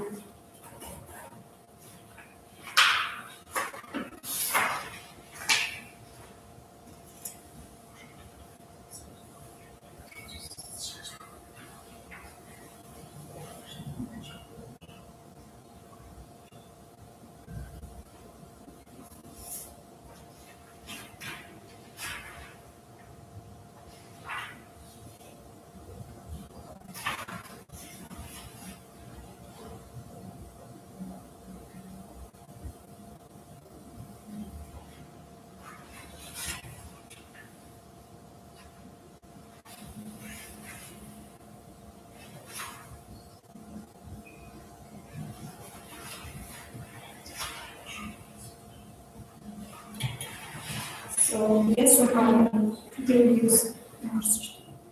So yes, I do use. I do use AI for learning English and for school tasks. So, for example, if I don't understand something in school during lesson, I just open ChatGPT or DeepSeek and I search my question and I ask it for some advices maybe or tips for fast learning. Sometimes I even ask it to create me some tests so I can practice and I can learn English more effectively because I know that AI can be very helpful in that matter. It can sort all of variants and just give me the right one. Also, describe it one way. AI can support learning English.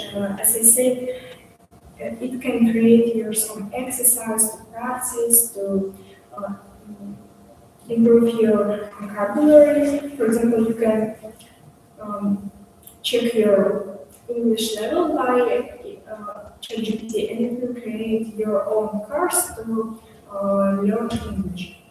For example, I use it sometimes when I wanna learn new vocabulary. I just search in ChatGPT, like write me some words for C1 level, and it sorts all of words from English language and give me, for example, 10 or more variants. Also, it might need creativity or communication. For example, it has only one prompt and it acts by this prompt, so there is no real human creativity. So it's way better to learn with people because they have some creativity, generative imagination, while AI just acts by some scenario and it can't really give you something new. So it's not so effective as when you speak with real people, with native speakers.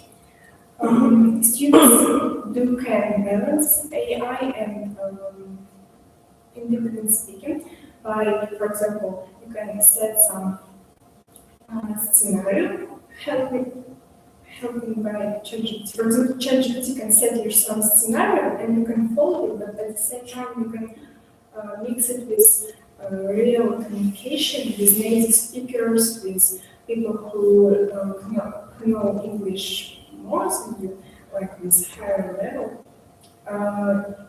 But I think AI might be helpful, but you shouldn't overuse it because it's not as effective as some students think. It's not, as I say, generative or something.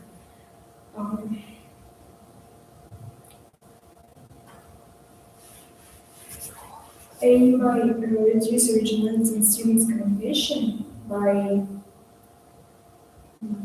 answering the student in the same prompt, and the student will know how to study only by this prompt, and this prompt also become wrong because by this scenario can be wrong because AI is not human brain. It may do some mistakes, and you can't even check if it's true. So it's better not to give your full trust to AI and be critical thinker. That's all. Okay, thank you.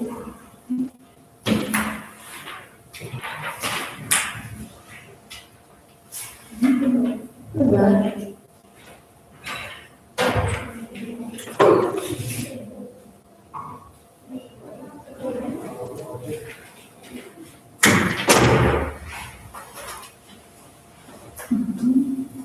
Choose one card. perhaps one question from part 1 and one question from part 3. Yeah, part 2 must be described all. Yeah. 1 minute for preparation, 5 minutes for speaking. And for the part 3, you just choose one. Yes.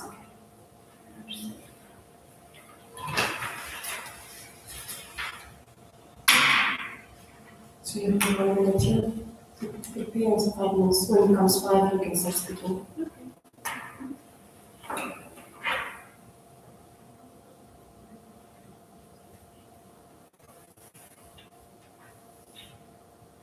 Part number. Part Number 10.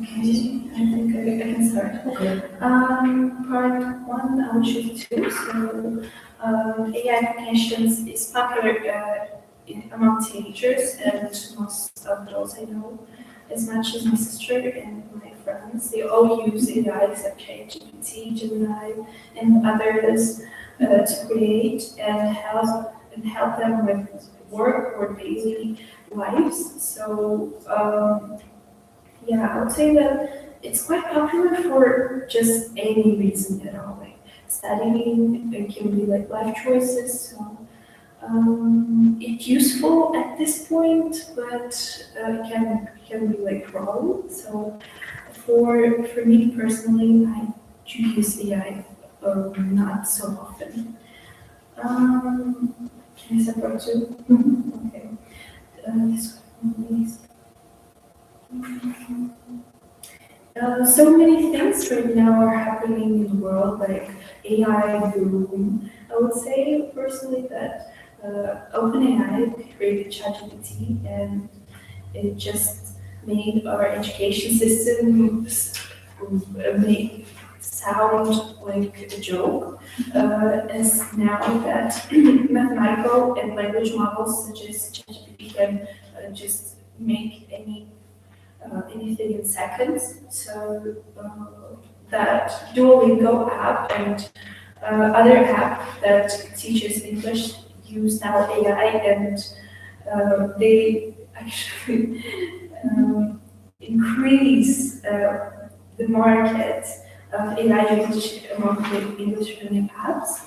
So it just has its own limits. As I've watched a couple of programs about AI, it has its own limits. For example, in application in medicine, we show AI many pictures of patients that are have a normal, like CT scans and scans that are abnormal. So this type of AI does usually mistake some of the abnormal for normal, because they were taken by different machines in special facilities that use a much much more expensive machines than other institutions in other areas. So it does really have its limitations to this point. So and also creativity comes with a different mindset. So AI cannot be creative, if anyone could say it, but in my point, the creative comes from being different from something. And most AI models are quite literally, they are the same. They cannot differ. They are not like we are people. We have our own experiences, and AI don't has it. So it is really the limit that it has in communication and creativity. Analytical discussions. AI does reduce originality in students' communication right now because I've known so many people that use AI for emails, to write the job applications, to write their recommendation letters, to use it somewhere that is not quite, is quite mundane in everyday life. So, so many students now don't learn how to write emails, formal emails. They just ask ChatGPT, like, can you please write something that I can send to my university, to my boss, and it would most certainly like give a really good answer that would be just the same as all the time. So it limits our communication in formal situations, and now more people use AI as something like psychologists for themselves. So yeah, AI are used for people to just please them. It has just one program. You should do what you are asked for, and they will do whatever people ask from them. So in their program, they cannot just say like, "Yo, no, you're bad at this." So it's really just limit our communication. Okay, thank you. Thank you. Have a nice day. You too. No.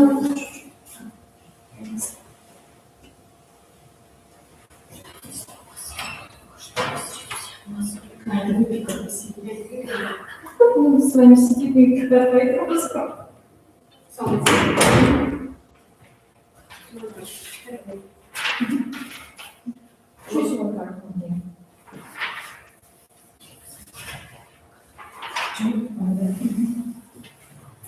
you should choose one question from part one.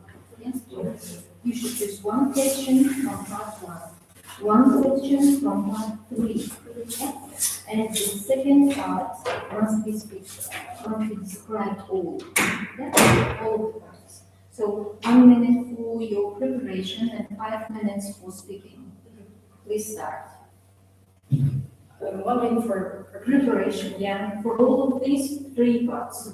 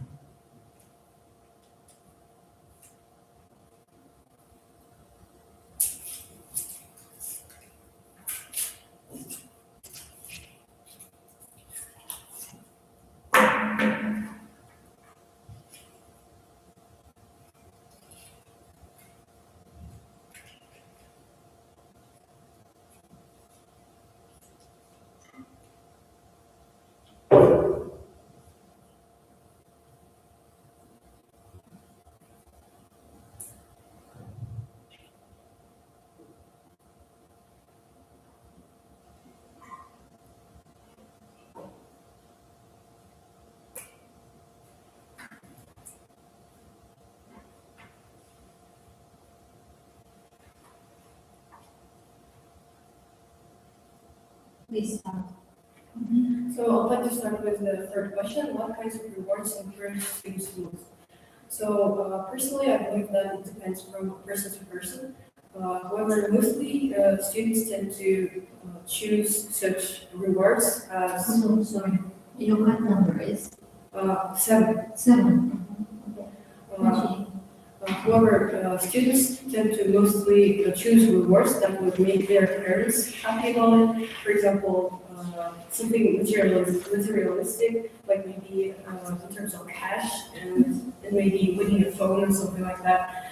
Because mostly students want to make their parents proud and actually have the objective that they have learned something and something that would just stay for a really long time. They would showcase it for their children after some time. So actually, I believe that rewards, on the other hand, there should be some kind of a big cup, a golden cup that proves your knowledge. The thing is about competitions, that's the most important, is the experience that you gain from it. And no matter if you get the reward or not, the feeling of satisfaction and also the way you prepare for the competition itself is most important. So to the part two, I want to start by saying that one of the most important and vital competitions that I have ever participated in is the debate competition, because I started like 2 years ago, and it was like the cornerstone of my building up my public speaking skills. I've never before that day, I've never felt like I could stand up. However, the first time I tried debating, it felt like my voice could be heard, and I could develop such wonderful arguments that would compel against my opposition group. And actually, I started becoming more encouraged to learn about the whole world, what arguments are there, what issues are going on in the world. And as a person, I became much more inspiring. And actually, I would say that it helped me to boost my grades in English and also history, because I learned many new articles about that topic. And to conclude, I would say that when you are choosing what competition to go to, it should be something personal. And whatever is the competition, the clear goal is that you have to learn something from it, gain great experience, expand your social circle, become a better person, and also just try to do your best in whatever sphere that you participate in. So in part three, I would like to talk about the why do some students give up even before competition begins. Actually, I would say that it's a really great question, because nowadays students face so much pressure from their peers, high expectations from their parents, that it's quite inevitable for them to feel that unrelenting need to just compare themselves to others. And as they say, there's one quote that goes, "Comparison is the thief of joy." And actually, I want to say that. So comparison is the term that brings down so many students, because they can see other students' performances, and they mentally say like, I'm doomed, I don't have any opportunity or any more knowledge to overcome or overpass that student. So basically, it's just the boundaries that you set yourself up to, and I believe that it's totally disastrous that some students do that. I think that it would be way better if there would be no comparison, and you have to live up to the day where you can say that I did it, and actually compare yourself only with the yesterday of your past self, and be a better version of yourself up to every single day of the future. Thank you. Present.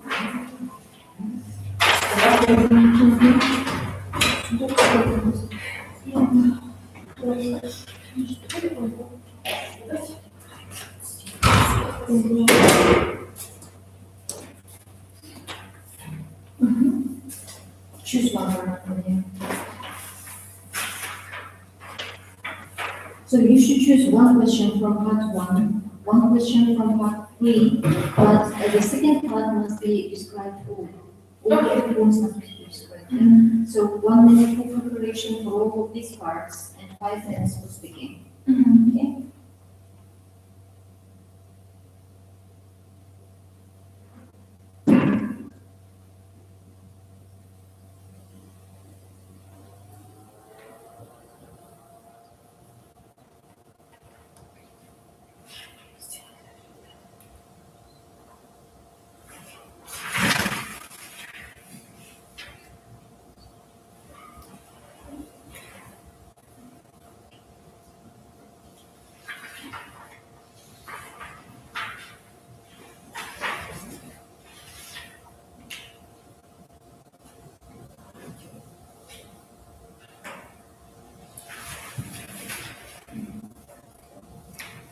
Okay, so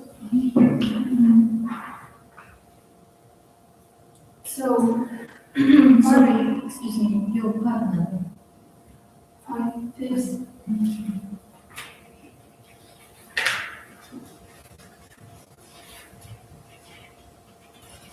Yes, start. So first, part of the question, have you already chosen a future profession or are you still exploring options? So, the choice of future profession is really relevant in my current grade and 11th grade, and I was exploring so many options until I realized something. So first of all, I realized that I had a knack for problem solving skills, and I just hooked on like solving puzzles from the childhood, and and I was eagerly waiting for my math classes to start in our classroom, and yeah, just I just feel comfortable with solving questions and equations and many other abstract concepts and learning them, and that is why I prefer to opt for an option that would give me something analytical and something that would even that would give me an opportunity to express and to show my skills in math. So also I didn't want to be restricted only by these abstract concepts, and I wanted to talk. I wanted to have my voice and to form opinions in in some issues, in some political matters, and etc. And that is why I went for humanities, because I also love like discussing some current political countries, states, and why and what happened to them, and I wanted to know their historical roots and to be able to discuss various and to be able to speak on various topics. So I chose economics as my major because it perfectly combines and mixes two of these subjects, and yeah. So should I keep? Yeah, you should. You have only 5 minutes. Oh, All the okay. other parts. Part 3 question? Or Choose one question from part 3.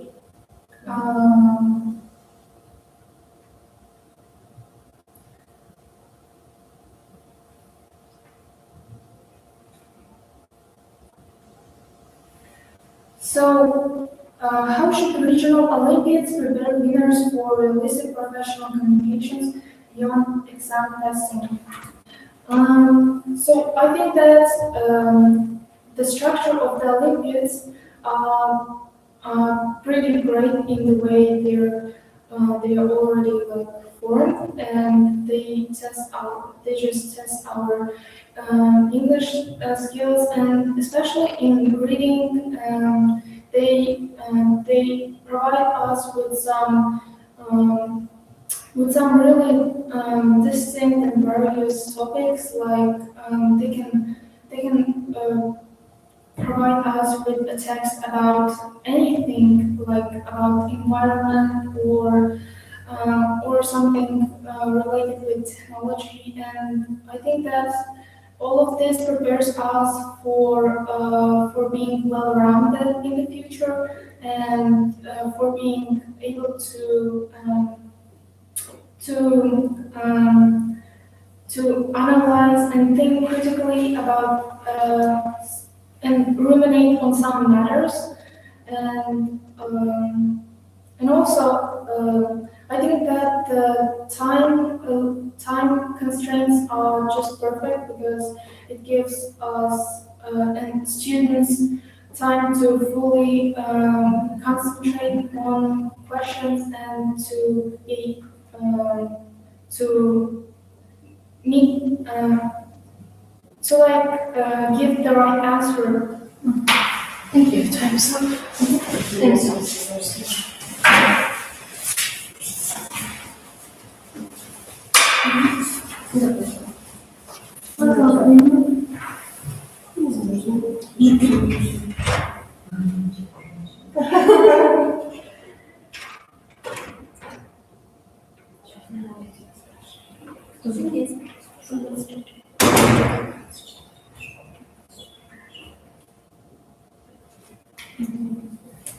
So choose one card from here.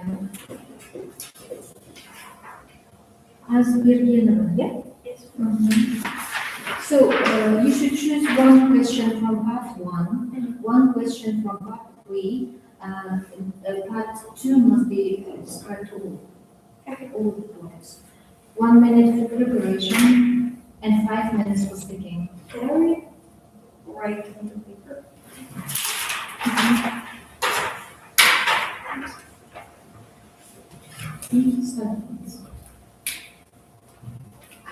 You can follow your time here, when it comes time, you have to start.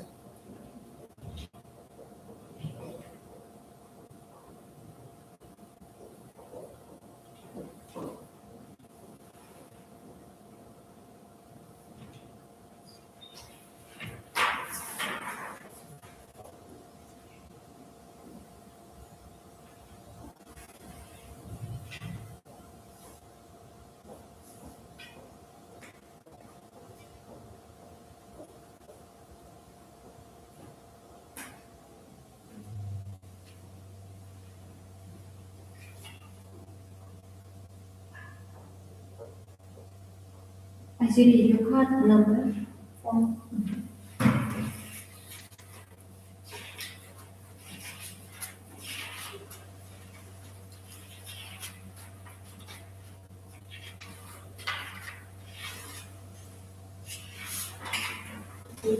Then I'll start.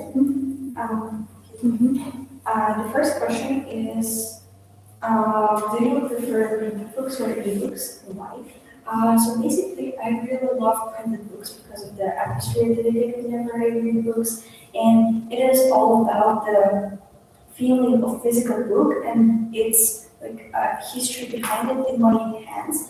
And whenever I like the book is in my hands, I get all of the power that was before me and that was written on the papers. And also, I should notice that and mention that I really love the smell of the books, and it gives me like more of the vibe to read, to continue reading, and I really enjoy the setting whenever I'm holding the book itself. So the second question, describe a book or short story when you read in English that influenced my thinking.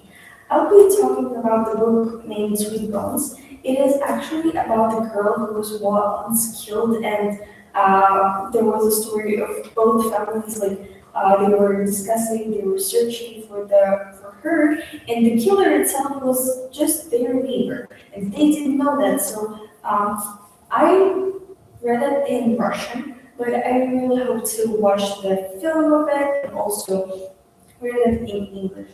I found the book really interesting, and I finished it in 2 days when I'm not that into books and I don't read that often, and it is sometimes really hard for me to comprehend books. But this story was really compelling to me, and I really love the setting of it, the storytelling, the author's kind of the way author showed that story and told it. So also, the thing that I learned from it and why it was compelling to me was especially the way the story was told. The author told it from like kind of both sides, from the perspective of the girl who was looking for her, after her family, after her death, like a spirit, and all of that was just feeling like really powerful towards watching. And also, the story from the side of the neighbor who killed her and her thoughts and the thoughts of the neighbor as well, like the way he was hiding the information, the way he just hide the body, and all that was really important for me in this story. I think that sometimes fiction stories help a lot in real life communication because it kind of moves your creativity, moves your brain, and kind of enhances your thinking. It enhances your critical thinking. And whenever we talk to other people, we always create new topics, we create new information, and all of that is just a big part of what we use on daily basis whenever we talk to other person. And never have I seen a story that was really compelling to me in that way because of the setting of the scenes in the story, the information that was given to me, and all of that was really important for me personally. And because this book was about a girl, I really find it like close to me, and that it could happen to any of us. And also, in the part 3, I'm going to talk about why do some readers find foreign literature difficult in the grammar. Sometimes grammar is really easy in the stories because authors just do not overcomplicate it. But whenever we read some ancient history, ancient romance like Shakespeare and other authors, we find it really hard for us to comprehend it because of the ancient words that were used in kind of 16th century, in 10th century, and all of that. We just don't know that in now because we do not use that words more often because we we just don't need them on a daily basis. It really gets harder when we kind of see the words that we've never seen, and because of that, literature sometimes when we read it in the English or any other language, it becomes really complicated. Thank you for your answer.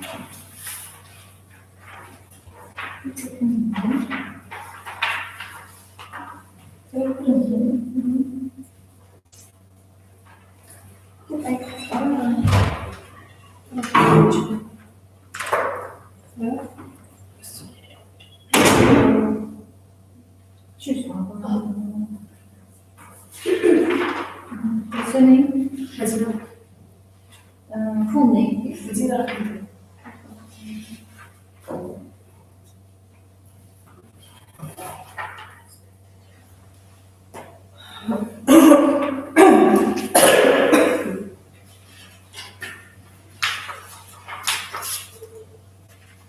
So you should choose one question from part 1, one question from part 3, but all of the points of part 2 must be described.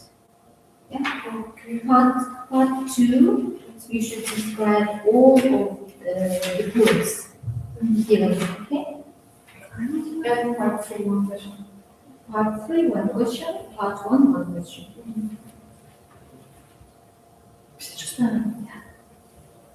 Rahmetova Madina, yeah? Okay. Your part number? Part number? Part number? Number 8. So you will be given 1 minute for preparation for all of these parts and 5 minutes for speaking. Yeah? Please start. Yeah. Ready? Now we have 1 minute for preparation, then 5 minutes left for speaking.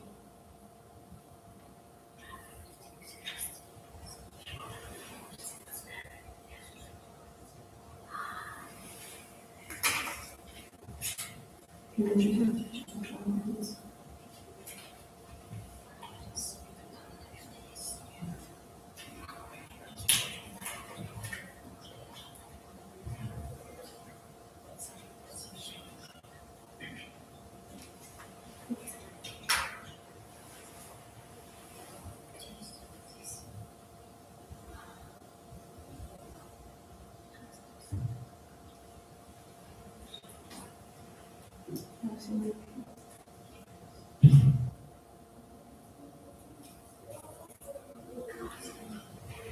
I start?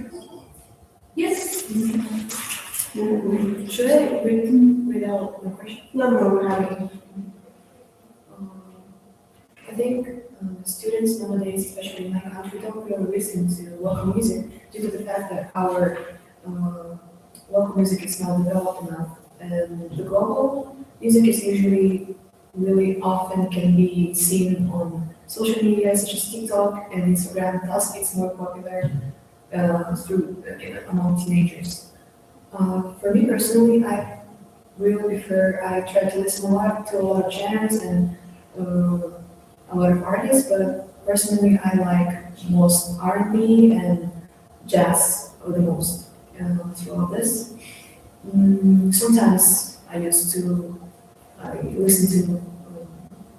I mostly listen to music with English lyric, though sometimes it's hard for me to understand the words and because the tempo of music is really fast and it sounds just like gibberish to me. So I think that's the limitation of listening to music because you don't really understand what you're listening to, just hearing the beat and the melody. Just another thing, for some people, I think it's if it's music with like slow tempo and soft-spoken English, I think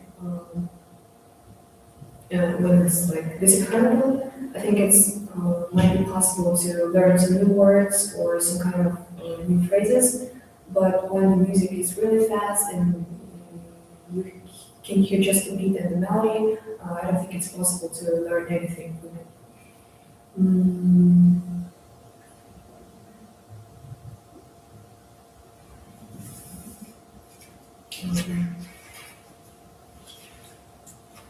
I think for young people who prefer live music with vibrant beat and a lot of like rap, it is hard for them to learn English from it. And so,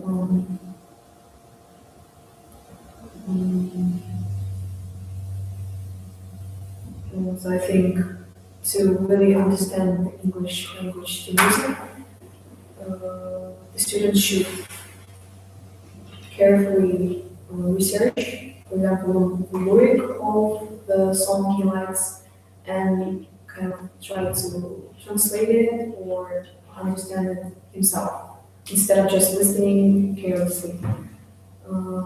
Because, for example, me, I can just give you an example. I try to, if I'm listening to some song and I really like the lyric, I really like the melody, I try to go research about the artist and about the word he writes, the text and the meaning of the song. I Google it and try to investigate it closely. But I think a lot of teenagers just miss on that opportunity because they just, in chase of quick dopamine, they don't really care about the work itself. Thus, I think it's just useless waste of time if you just don't understand what you're listening to.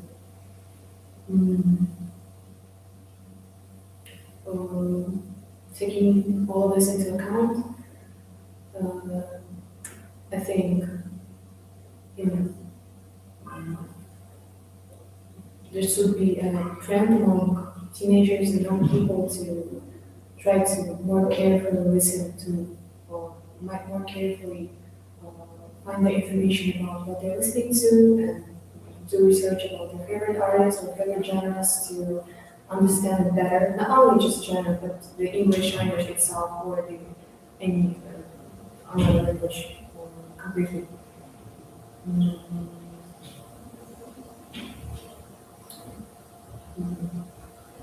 That's all.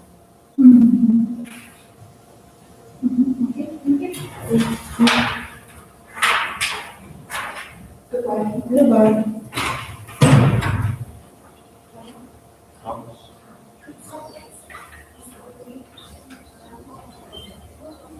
kalması ben. Tamam.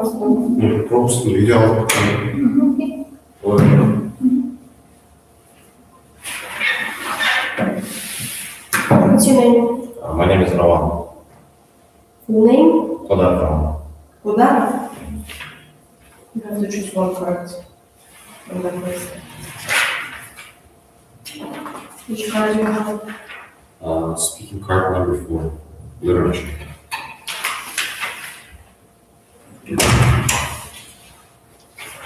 So you have 1 minute to prepare for these questions and 5 minutes to speak. You have to follow your time. I will demonstrate it here. Yeah? So when it comes 5, you should start speaking. You have to answer 1 question from part 1, any question from part 3, and you have to describe fully the second part and the situation. Okay? So you follow your time, please, here.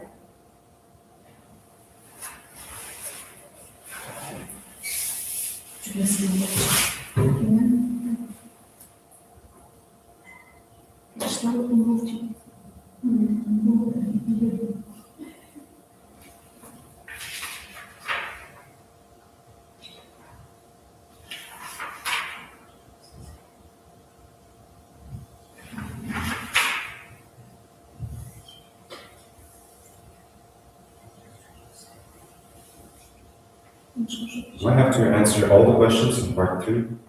1 question. Oh, 1 question. All the points in part 2.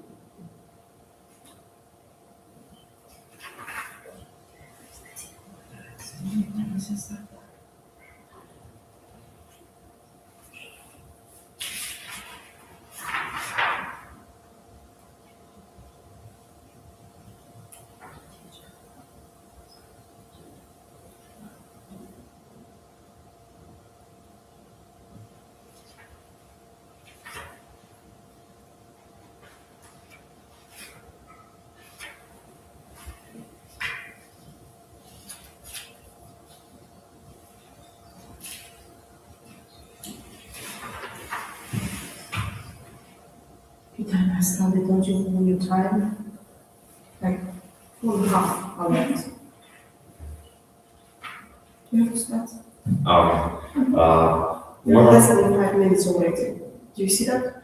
Oh, my goodness. How often do students in your region read books in English? I think among the young generation, especially my classmates, my younger counterparts at school, it has become a trend to learn English, as English is becoming a lot more popular among younger generations. And I think, students in my region absolutely do read books in English. Do you prefer printed books or ebooks? Why? I think I prefer printed books because printed books have that sort of a physical attachment that you have to them when you touch the pages, when you feel the pages, and that gives you a better understanding of the material in the book. Is English literature part of your school's advanced learning programs? English literature is a part of my school's advanced learning program because our school puts a big focus on learning English and learning English literature. We read a lot of English texts in our program, in our school. Puts a big concentration and focus on that. The second part, you describe a book or short story you read in English that influenced your thinking. There is a book called Meditations by Marcus Aurelius, and that is a book, it's about philosophy and about Greek emperor called Marcus Aurelius, and it introduces a new way of thinking and introduces people into a philosophy called Stoicism, and that changes people's attitude, and that changes people's endeavor and how they think about life. That really influenced my thinking and introduced new ideas. And honestly, I became a lot smarter reading that book, I think. And the third part, I think the second question, does translated or adapted literature affect students' ability to think critically? How? I think absolutely, because adapted literature is First of all, a literature from a language that's not native to a student that's reading it, and reading a literature that's completely different from the language that they use to think in life is absolutely beneficial to their critical thinking skills. Because every language, in my opinion, languages are a way of getting deep, of getting impersonated with another culture, another nation's philosophy, and into another way of thinking. So yeah, I think reading adapted literature or translated literature absolutely affects students' ability to think critically. Yes. Do I still have time? Yeah, can I add something? Can I read another question? Yeah, okay. Why do some readers find foreign literature difficult even when the grammar is not complex? I think it all comes down to understanding. Because foreign literature is something that's written in another language, we as people tend to perceive something that's not understandable to us really hard. So even though the grammar might not be hard to understand or complex, the vocabulary, some grammatical constructs, or the phrases that are used in this, some phrases or anything like that, could be difficult for students to comprehend and to understand. So that makes foreign literature difficult for students to read. Yeah. Okay. Why for you? Yeah. Sorry.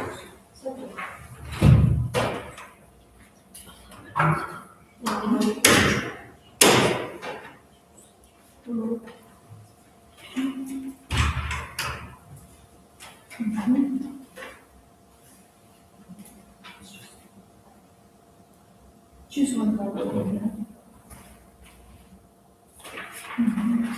So you should choose one question from part 1. Yeah. One question from part 3. Yeah. And the second part must be describe all of the. Okay, so Your part number. Part 4. number 4. You will be given 1 minute for preparation for all of these parts and 5 minutes for speaking.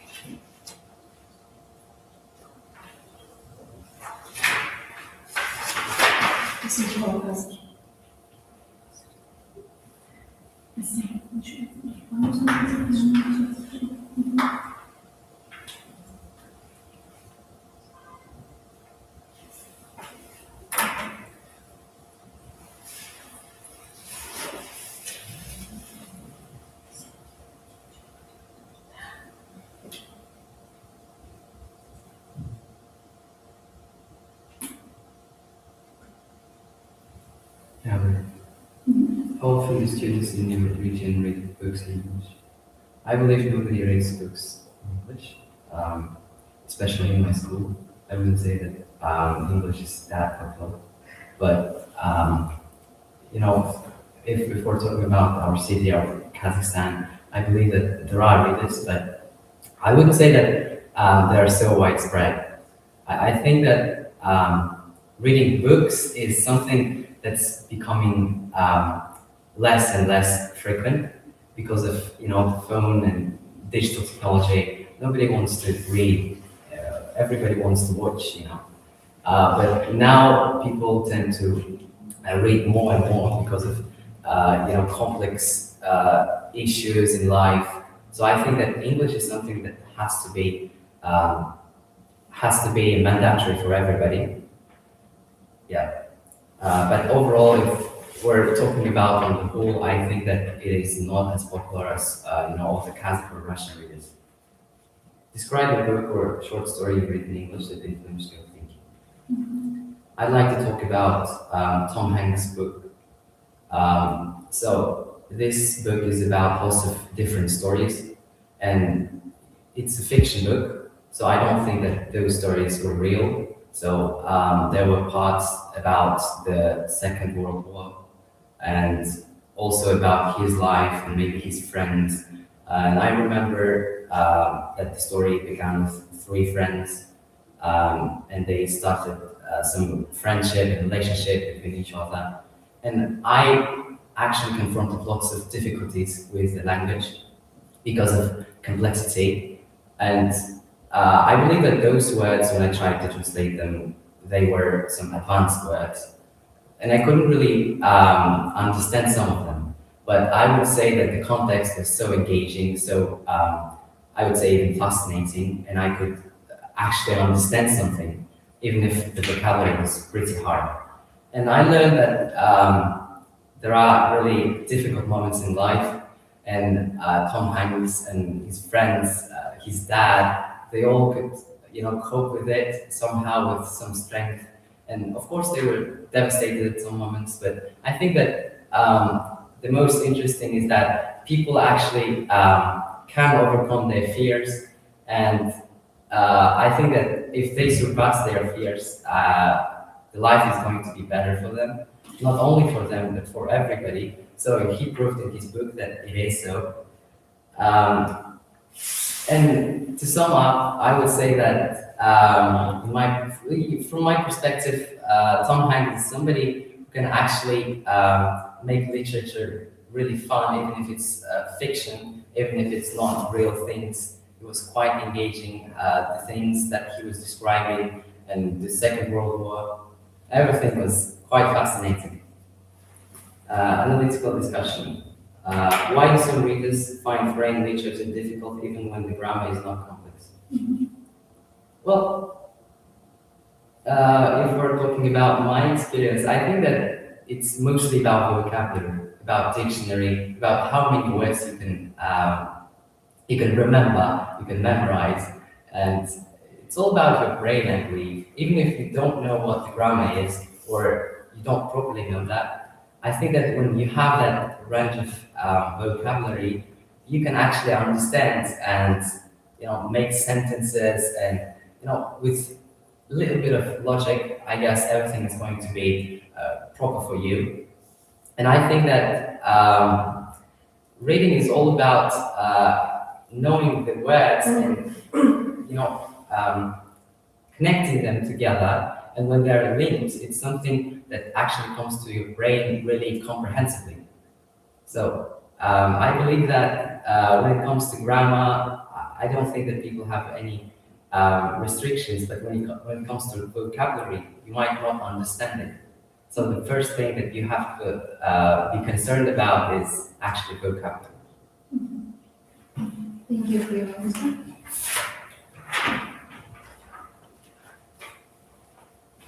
Goodbye. Goodbye.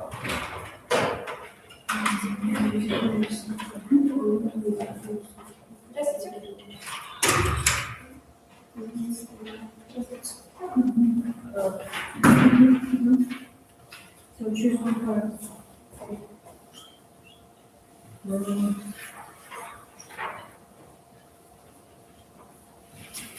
So Nirvana, you have 1 minute for preparation and 5 minutes to speak.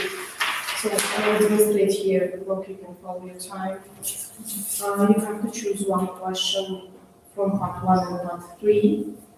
And the second part, you have to describe like the whole situation, answering all the points.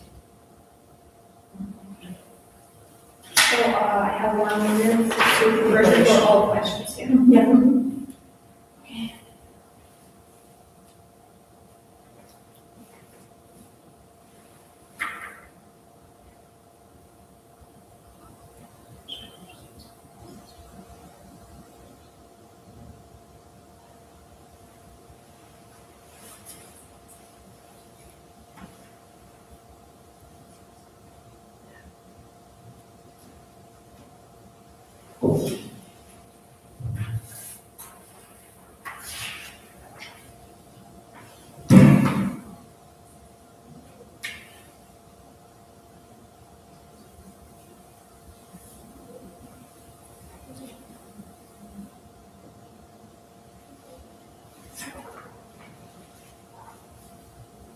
Milana, your card number. Number 3.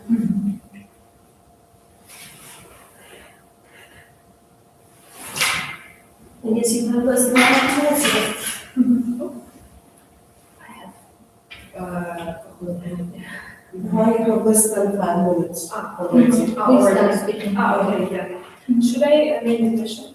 Now we have it.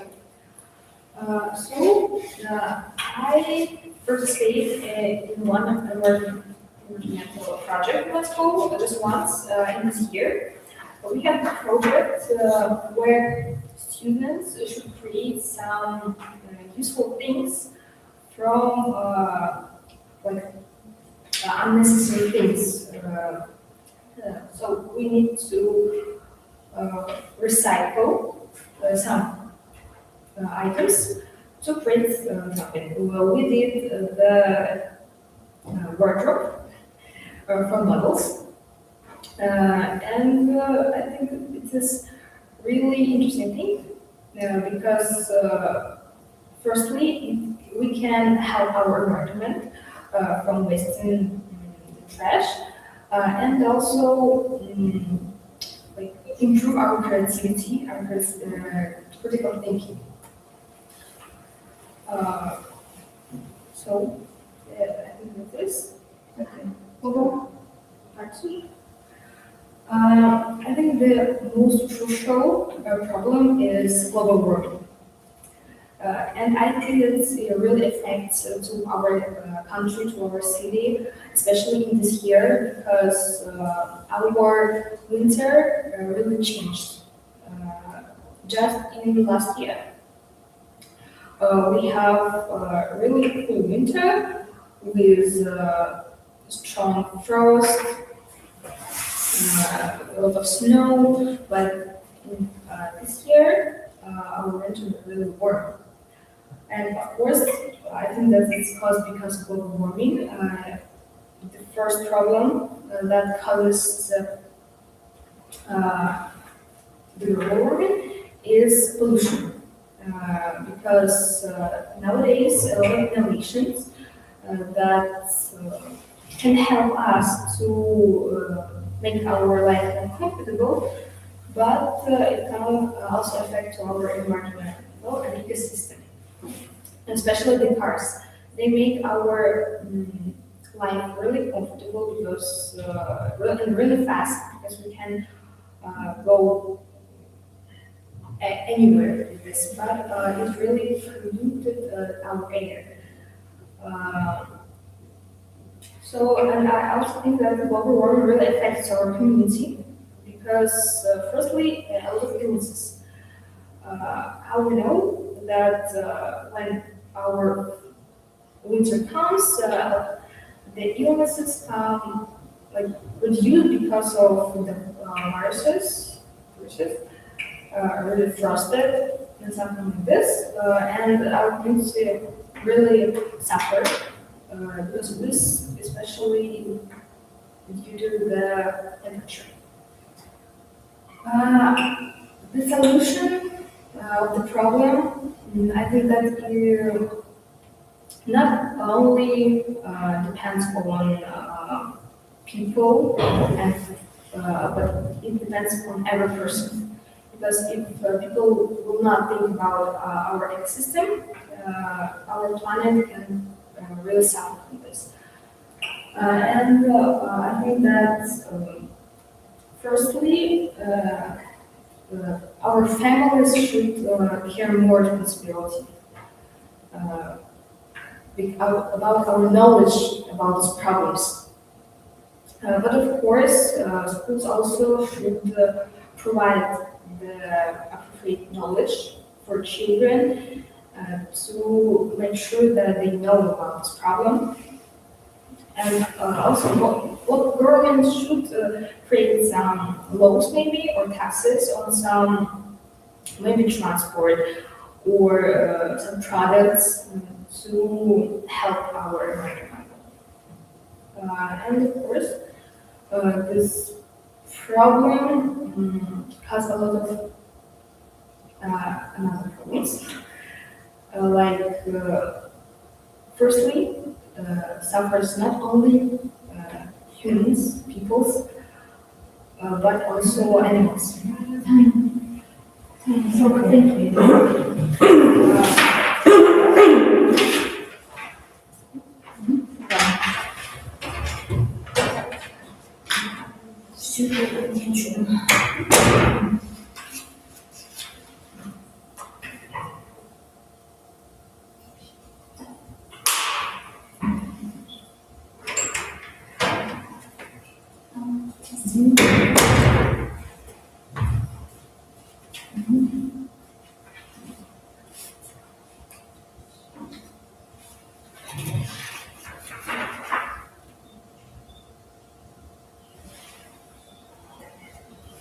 You have to choose one card.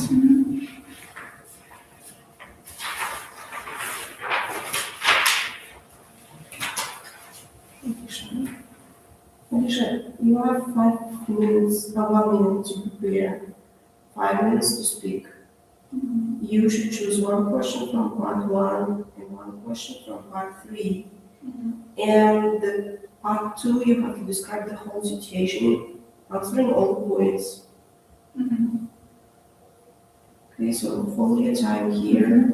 When it comes 5, you have to start speaking. Is it clear? Yeah.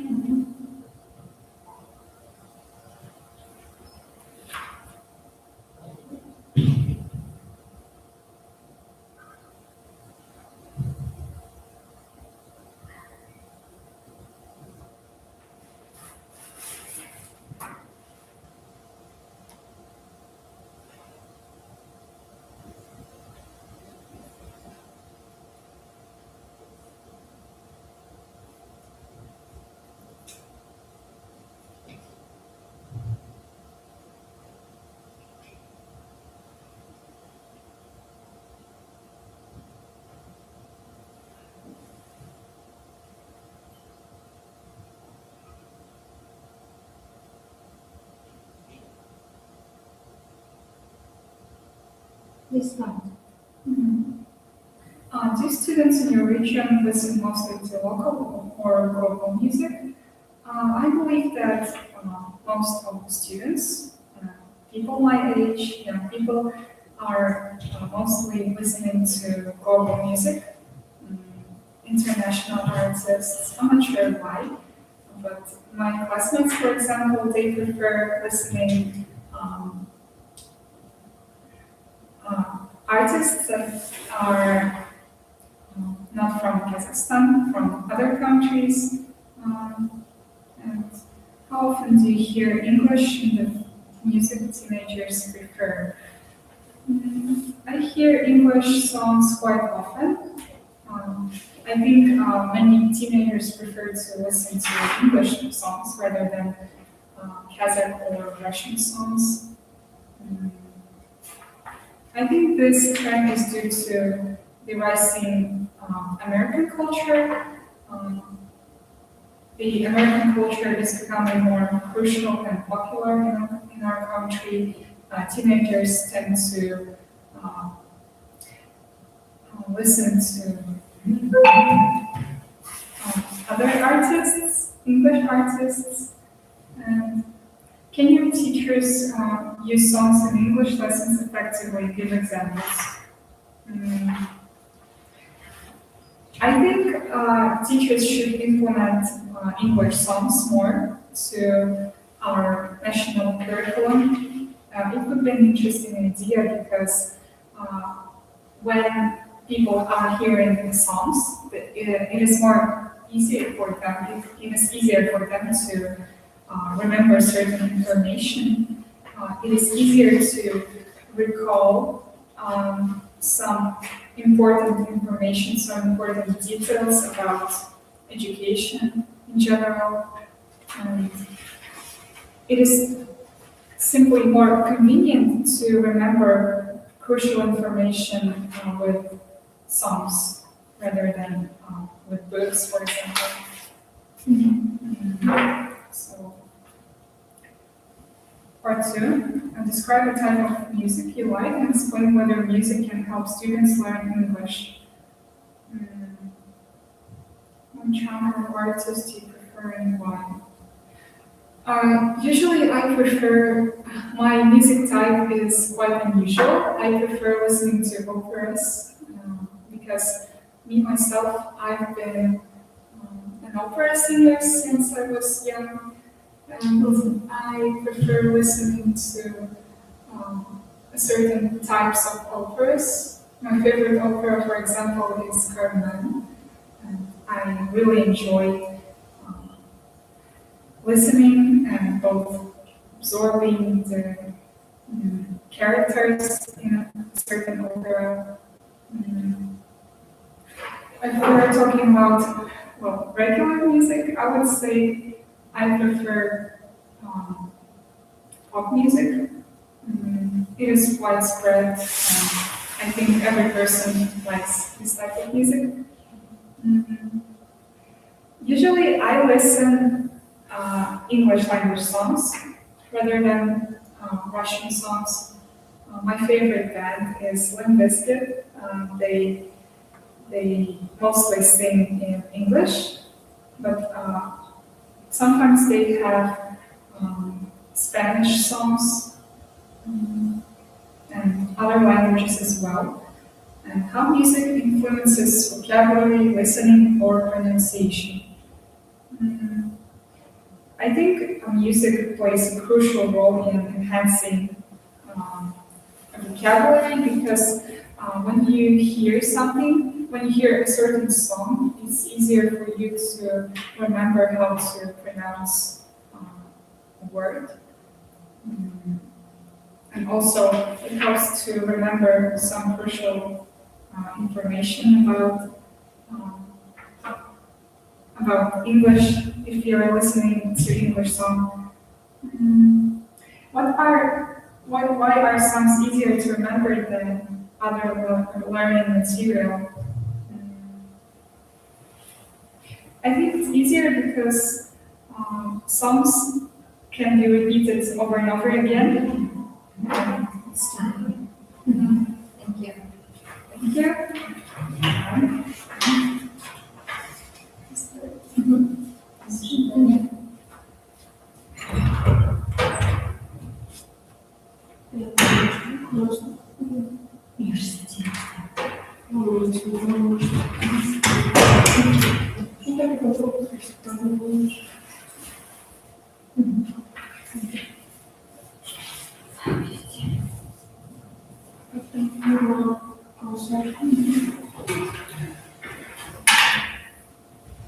Card number?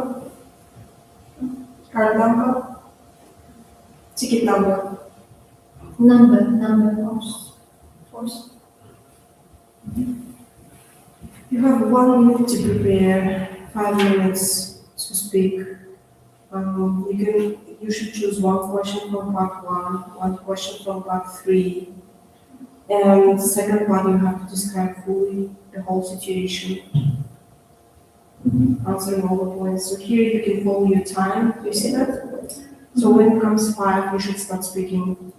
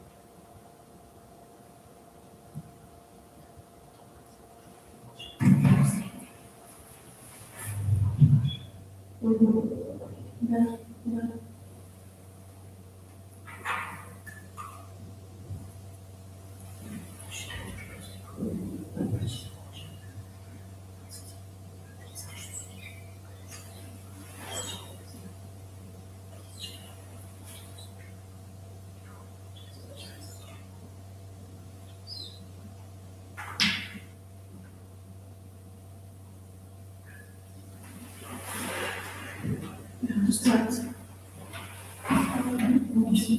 Chosen certain questions with different principles. So it's always valued whether 3 ebooks or 20% better, which I found is better. From my point of view, ebooks are much better because they are convenient. You can read them from your phone and notebook and other apps and gadgets. However, I mean, printed books are like given the atmosphere of the reader, you will just feel the atmosphere that you read. At the end, I will choose ebooks anyway. So as I said, they're much convenient. Describe a book or short story you read in English that influences your thinking. So recently, I just read the book Twilight. As you know, this book has a film, but I decided to read it in English because I think it would just influence my English and my skills. So this book actually is about vampire and riddle. His parents just got divorced, so she moved to the town where her father lives. And there were kind of difficult challenges. For instance, a lot of words that I didn't know, however, I read them and Googled it and tried to get translations and meanings. And there were a lot of kind of idioms because there was a lot of dialects. Plus, I learned a lot of words and set of idioms. So I guess I influenced my English and my skills with reading books and reading fictions really help to improve your communication skills. Communication skills are very important, so you can get along with people easily because you're reading fiction books, and there are a lot of dialects, words, and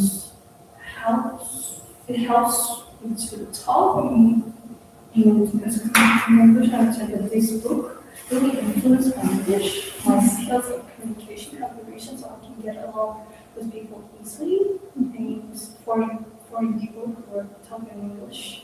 That's why, yeah, this was really useful. And why do some readers find her interesting? I chose the first question because readers find foreign literature difficult because it's not their first language. There are a lot of grammatical constructions and a lot of lexical grammar.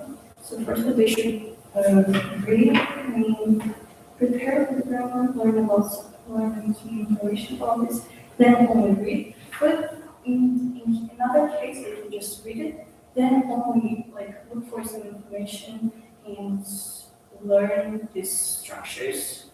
Foreign language is not our first language, that's why people find a lot of difficulties with this, so I guess that's all.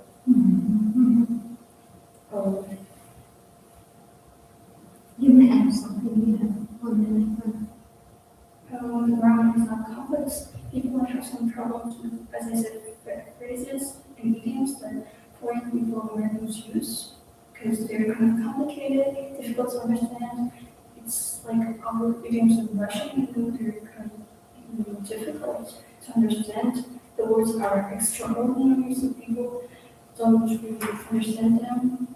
For example, it's like once in a blue moon, it's idiom, so how can people understand it? It's not kind of, we don't have it in our language, so it's kind of complicated. Once in a moon, as I Googled, it means like rarely. So, yeah, grammar is, even though the grammar is not that complicated, people might have some problems with phrases, themes, and other things. Yeah, is that it? Thank you. Thank you for your answer.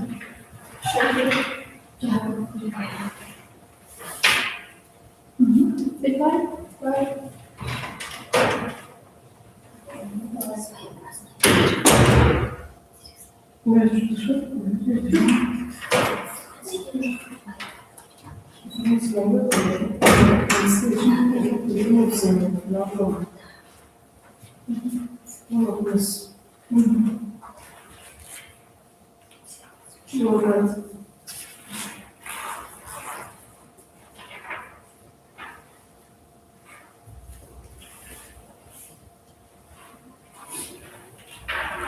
So choose one question from part 1, one question from part 3, yeah?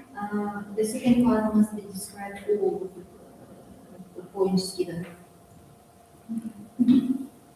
Is it clear? Yes, part 2. Part 2, you have to describe all of the points you were given. The whole situation. The whole situation.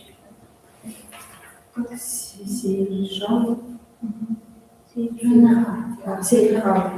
you will be given 1 minute to prepare, yeah, for all of these 3 parts, and 5 minutes for speaking. So we start. Okay. Then 1 minute for preparation. You can follow your time. Mhm. And when it comes 5, you have to start speaking.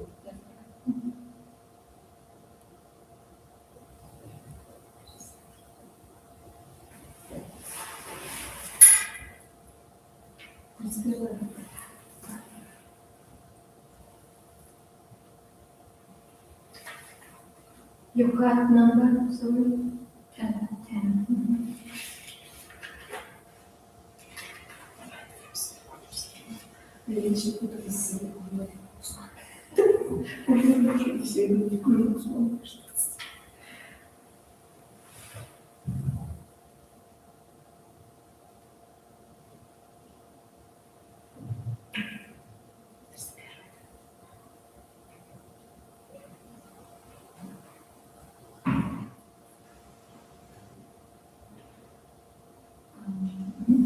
Do I have to read the question?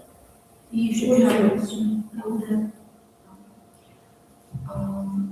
Yes, the AI is popular among students in my region because a lot of students use it to study, maybe learn language, and to do school tasks also. And also, it helps them with a lot of other aspects also. Maybe, for example, we could say in psychological matter, it can help students stay very healthy, and also because some kids, some students might not be able to open up to other adults about their problems inside. So that's why they might also use AI tools. Yeah. Also, they can use it to study also because it's really popular reason. A lot of students use AI because it helps them be clear and also do the task more right, I would say. Yeah. And do I have to keep speaking more? Yes. Okay. You mean the second? Yeah, no, part 1, discussion. No, how many minutes left? So follow your time. Okay. Part 3. 3. What about part 2? Part 2. This part, yeah. Wait, yeah.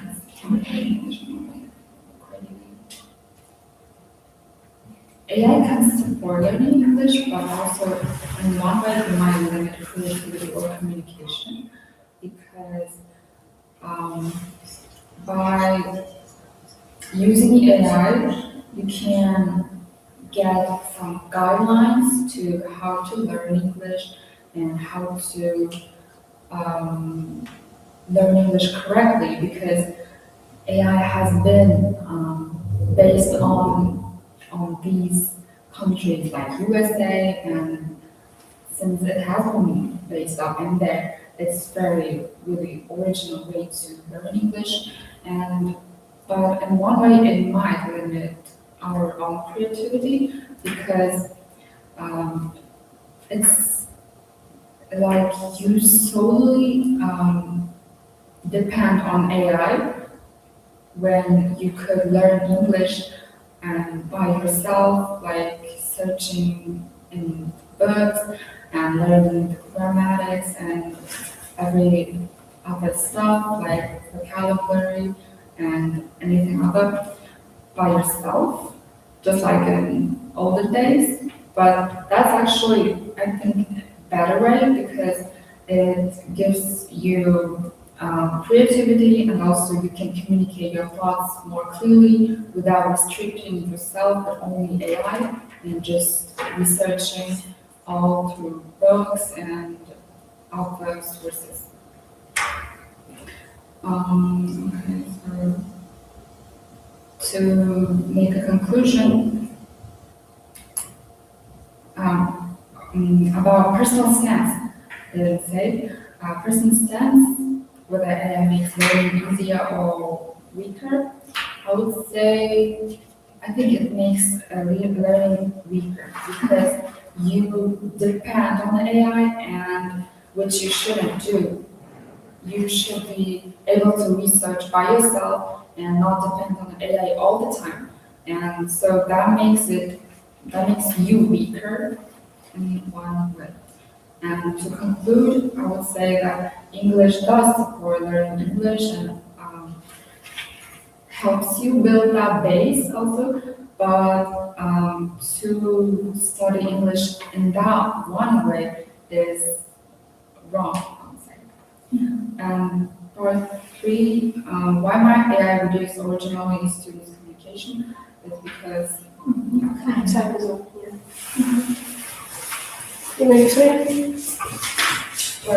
Yeah, no, that's good.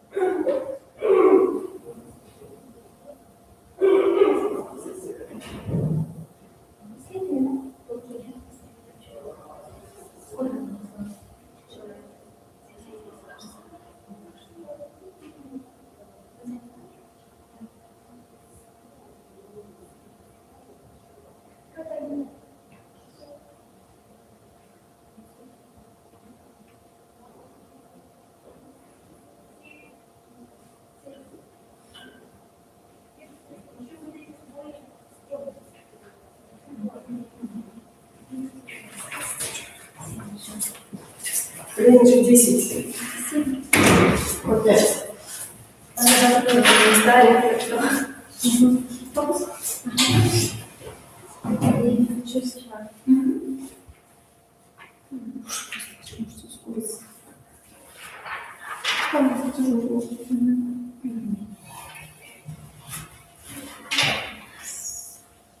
And it's not possible to change cards, right? What? It's not possible to change cards, right? Alright, got it. So what's your name? My name's Egan. I'm not a bit Nice to meet you.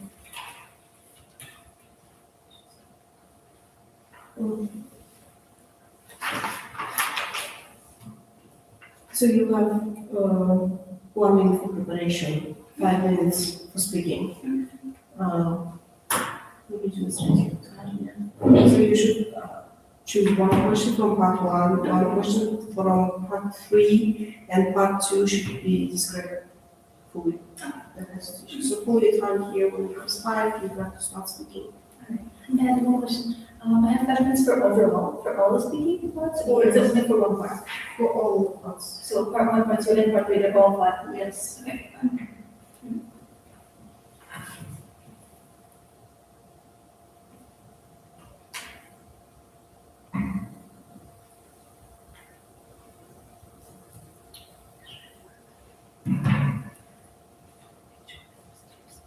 So sorry. And how much time do I have for part 1?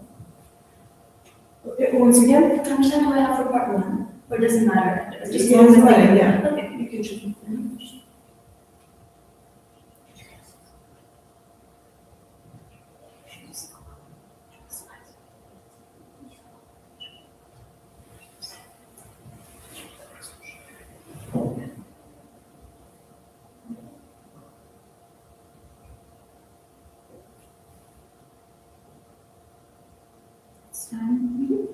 Sounds good.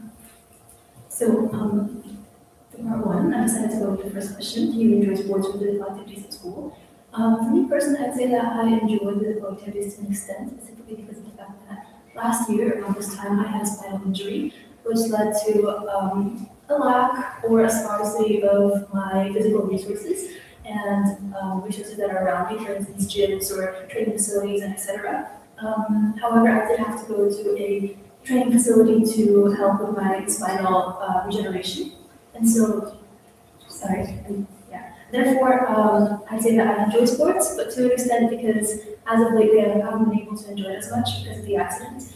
And in the past, however, I used to be an athlete. I used to do gymnastics for 10 years, and I found it to be very stimulating. I thought it was an amazing sport, and I felt pleasure when I was exercising.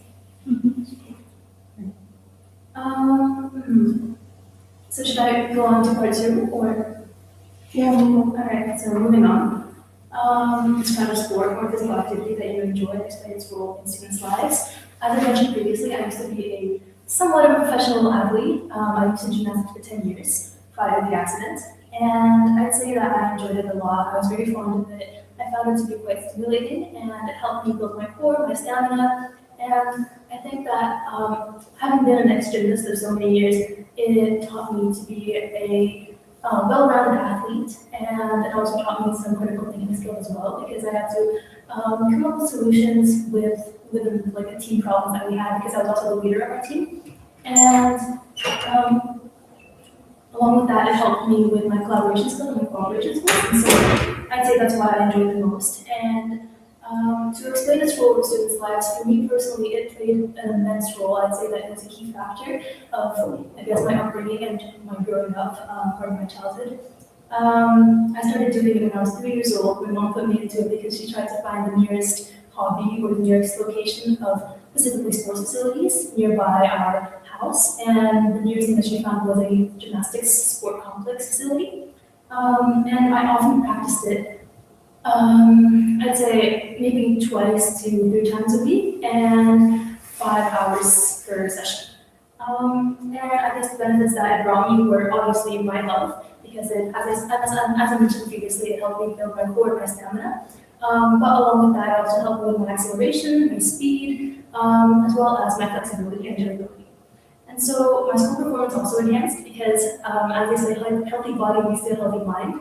And I guess that schools should make it compulsory for all students because it's definitely an exercise, regardless of what sport it is. Any exercise is good exercise for the brain, for the body, and I'd say for me personally, it was definitely an enjoyable experience. And in conclusion, I'd like to advocate for young adolescents and for sports facilities around them to make it more accessible, especially for youth. And I'd say that schools should make it compulsory for them because I'd say so myself in a younger age. Oh, and so for part three,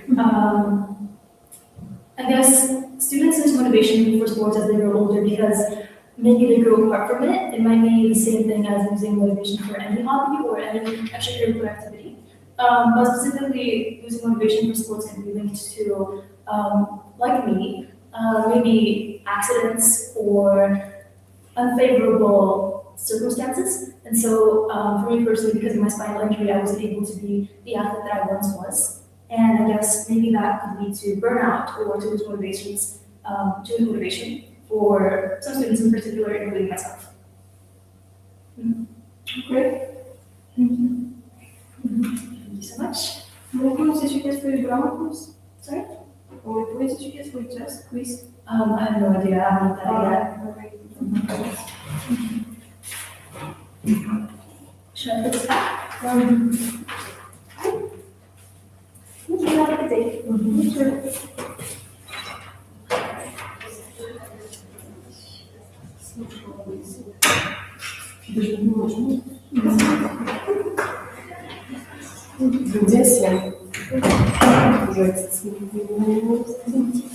Yeah. Choose one. Sit here.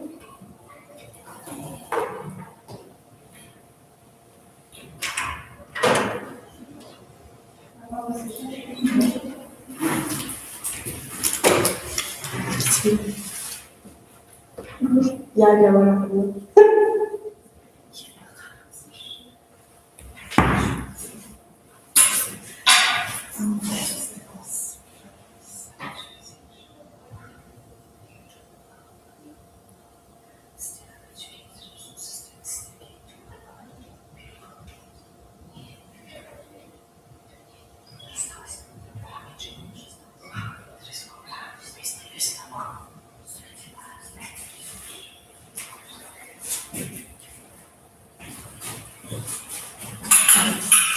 Пожалуйста.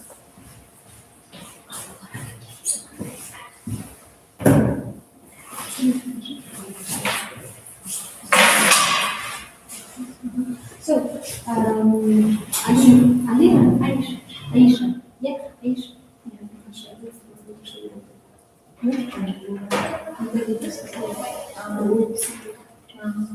Okay, so from the first part, you should choose one question, yeah, to answer. From the third part, you should choose one question to answer, yeah. The second part, you have several points, you should describe all of them, yeah. So you will be given all in all 6 minutes, 1 minute for your preparation and 5 minutes for speaking. Okay?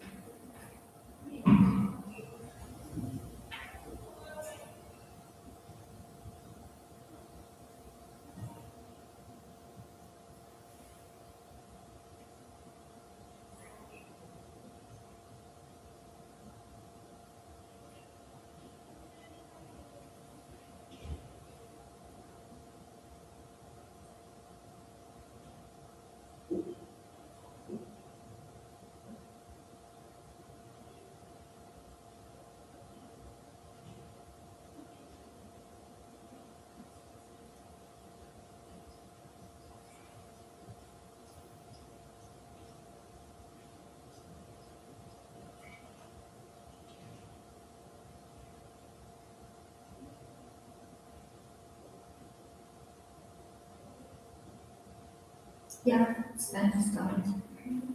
So for the first part, Your card number? 4. so for the part number 1, I choose the second question. You prefer visuals or ebooks and why? So I would say I'm actually really into traditional form of books, so I make books to prefer printed books. And when it comes to ebooks, I wouldn't say that they're inconvenient or something like that, but still there is some really huge difference between them. First of all, I would really like to notice that when it comes to traditional books, it's not only convenient from the side that I can like literally mark the parts which are really important for my own self, but also it feels like my own profile. It can sound kind of hilarious, but actually when I'm reading traditional part of books and I can then put it inside of my squad or something like that, it feels like I achieved a really huge goal. But when it comes to ebooks, despite the fact that all kinds of misconceptions and disinformation about that actually really hurts our eyes, our sight, it's not really important and healthy, but still, it is really interesting kind of alternative, but still, I wouldn't say that I would prefer, because I'm just really into traditional forms. As I said before, it feels like really different. I just love the covers, I love to discuss the pages, the set of the pages itself is actually really precious. So if I were have to choose one, it probably would be printed books, honestly. Okay. So second part. Describe a book or a short story you read in English that influenced your thinking. Well, I was always been really interested in kind of literature and in kind of language. On my native one, Russian, and it was the English one. So I really want to know the exact William Shakespeare, despite the fact that he's considered as a really basic one, basic poet, still his poems, his writings, and so on. I can even quote, he's so impressive, and I just feel like it's something kind of really new level for me. When I read his first poem, like Romeo and Juliet. Yes, I know that it's basic, but still, I just saw the way how he kept the tension till the very end of the storyline. The plot twist was really impressive, as I said before. And also, I like character development so much. It's not only about the main character, like Romeo and Juliet itself. It's about like their families. Like I just love reading the books, and I want to tell that it's actually helped me to improve my own mindset. The way how we develop our mindset and skills, the way how we act and how can we communicate with the others, it's actually depend on the way what kind of literature we're reading on our daily basis. And of course, it's connected, as I said before. So when it comes to Shakespeare, oh my God, he's so genius. I just love the way how not only mentioned really romantic and so sweet story, but still there's really huge problems which he tries to cover. He not only cover, he tries to impress us with his writings. He tries to imply a lot of different meanings, and it's actually cooperate us in creating really complex kind of mindset, which actually really important for a student as me, since I have a lot of exams and preparation for them. But when it comes to literature, it's helping to with my goals and achievement. So, and I would really like to notice one point. I wouldn't say that it actually depends on how poems can affect our communication skills, since it's not only huge. There's a lot of points, not only about Shakespeare, but in general. They cannot be always really important for our development in terms of communication skills and soft skills, but still it is important. And point number 3, why do some readers find Persian literature difficult even when the grammar is not complex? Well, I would say It's fine. Yeah. Thank you for your answer. can I go ahead? Yes.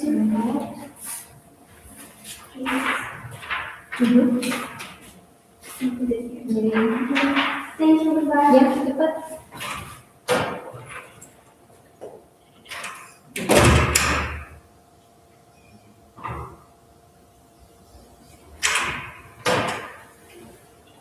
Yeah, go.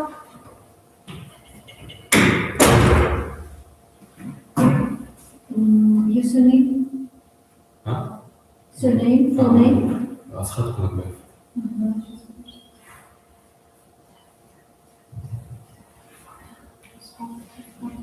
No. Yeah.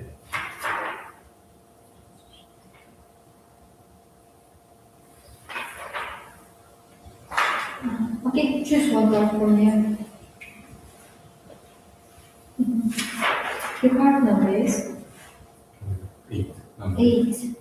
Okay, so take your seat. Card number 8. Let me find it. Card number 8 is here.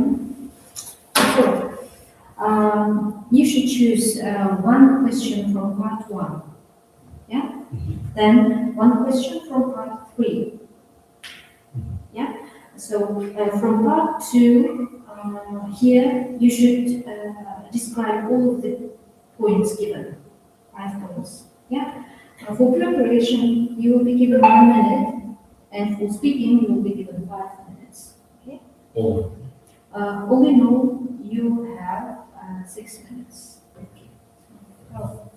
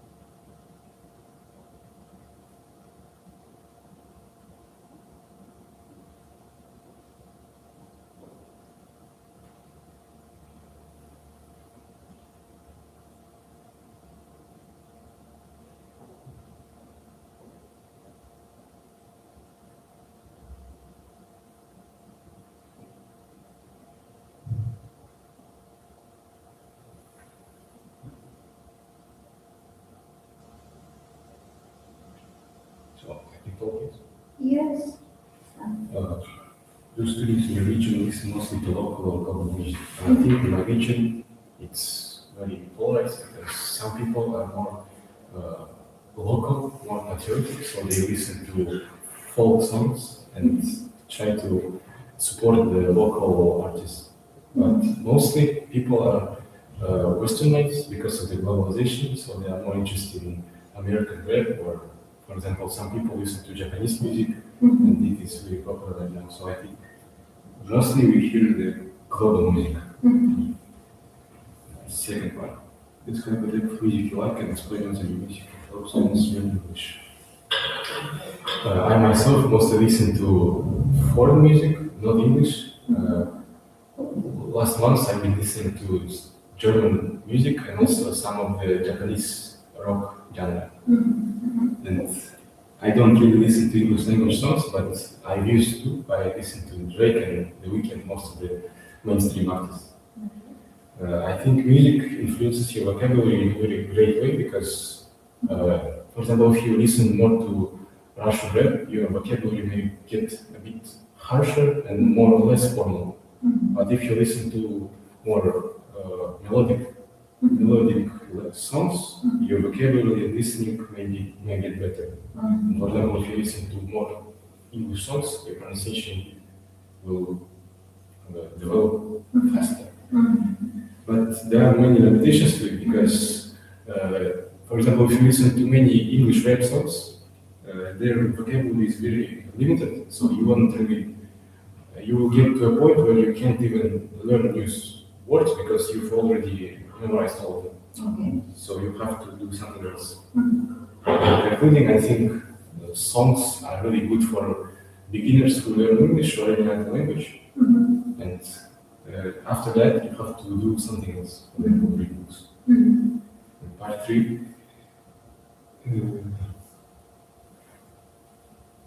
Why are songs easier to remember than other learning material?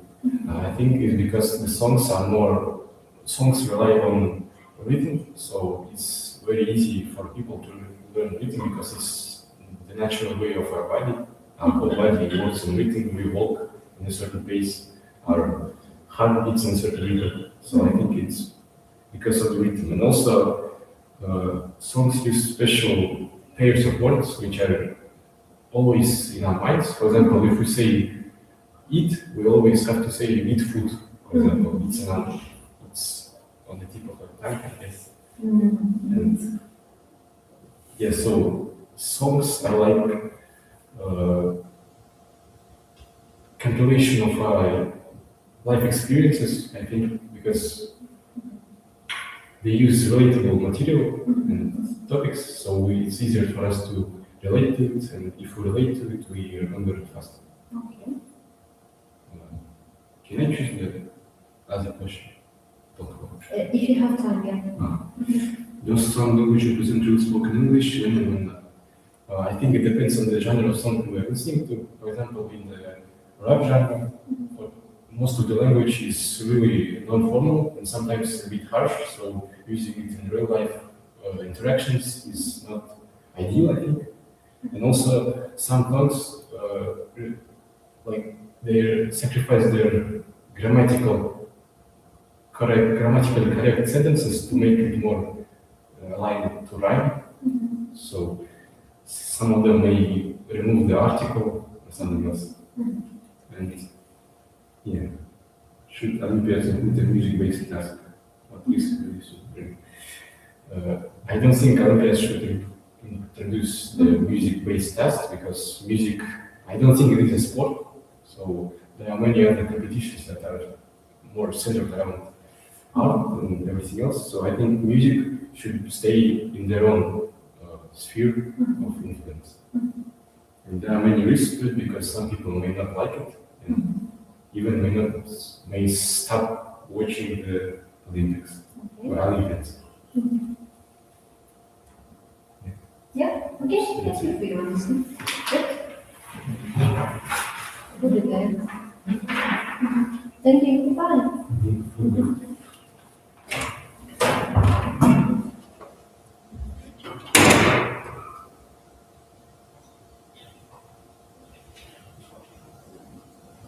So,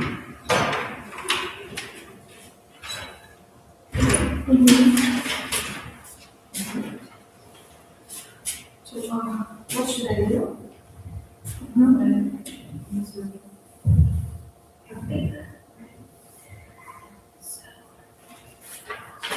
One.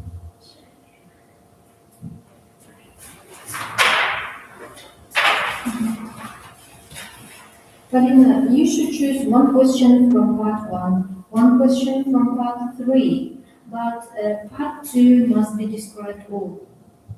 Yeah, all of the points of the part 2 must be described. Okay, you should answer fully. So, the number of your card is? It's number 3. Okay, good.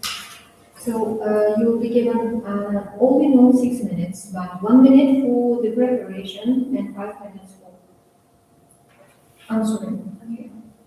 Start.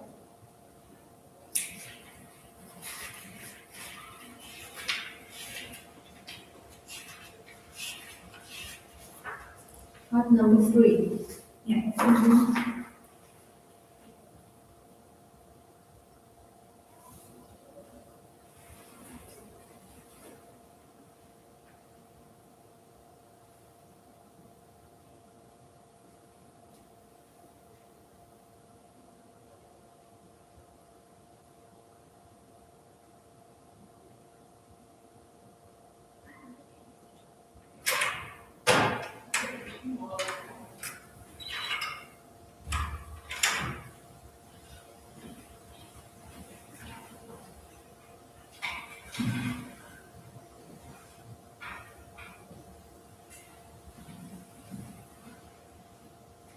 It's time to start. So, part 1, I picked the question number 3. Have you participated in environmental projects at school? So, me personally, I have, but a lot of my classmates did. So, what was the essence of the project? So, we needed to form groups and within our schools, in our territory, we needed to clean up, to pick up trash, and to, kind of dig after, right, look after the trees, the plants, and flowers. So basically, they actually earned money for that. So I guess this project was pretty much taking its toll for the environmental problem, ecological problem within our neighborhood. So part 3, I decided to talk about water shortage. So as we already know, Kazakhstan doesn't have the exit to the sea or the ocean. So that's why the only source of water that we have is our lakes and rivers. So since there's not enough water for everybody in the world, and Kazakhstan suffers the most, I think, we need to take a detailed look on I'm sorry, I'm a little bit nervous right now. So we need to take a detailed look on our lakes and rivers, appearance. I don't know if I can use this word. So what I mean by this is we need to clear them. We need to be very aware to where we are, how we are using the word.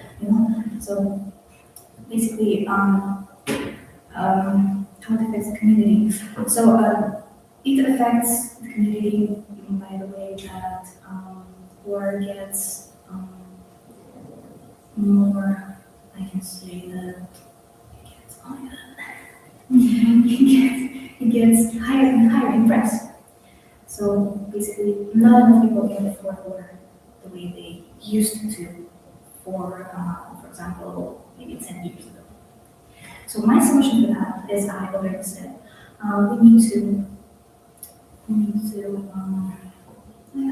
we need to organize more projects, like more political projects for our water sources in our country. We need to have that. We need to be clear with our intentions. We shouldn't, and I must say, we mustn't use water the way we do it right now. I mean, there's a lot of bad habits when it comes to using natural resources in our planet. And I think because of that, mostly because I think people are uneducated about the ecological problems, and we need to be more clear what happens in the planet, and make sure that all the people in our country know how much it costs for our planet to lose another one resource, water, and for our country also. So analytical discussion. What did I do? Who should carry more responsibility for regional ecology, schools, families, or local government? So I suppose that the main responsibility lays on the shoulders of the local state, since they are the ones who live out, and they are the ones who, they are the ones whose word will carry the most weight. But it doesn't mean that we shouldn't also pay attention at what we and at how we and what we are doing with the natural resources. So I think we should divide the responsibility between families, between us, and the local state. That's it.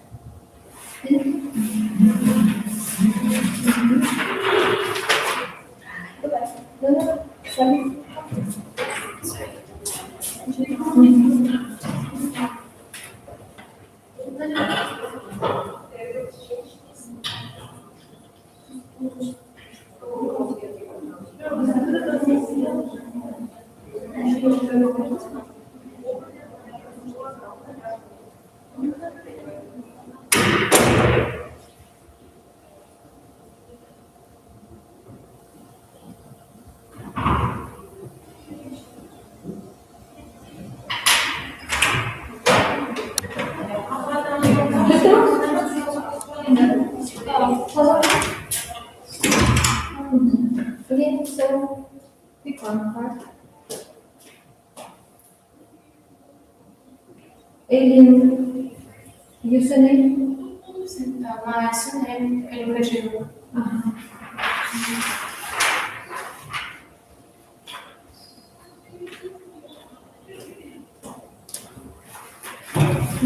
So you should choose one question from part 1 question from part 3, but all of the points of part 2 must be described. You should answer all of the questions given in part 2. So 1 minute for your preparation and 5 minutes for speaking. All in all, you have 6 minutes. So you can look at here. Please start. 1 minute for preparation for all of these 3 parts. Okay. Then 5 minutes you will speak on Okay, them. so, Yeah. okay. Start.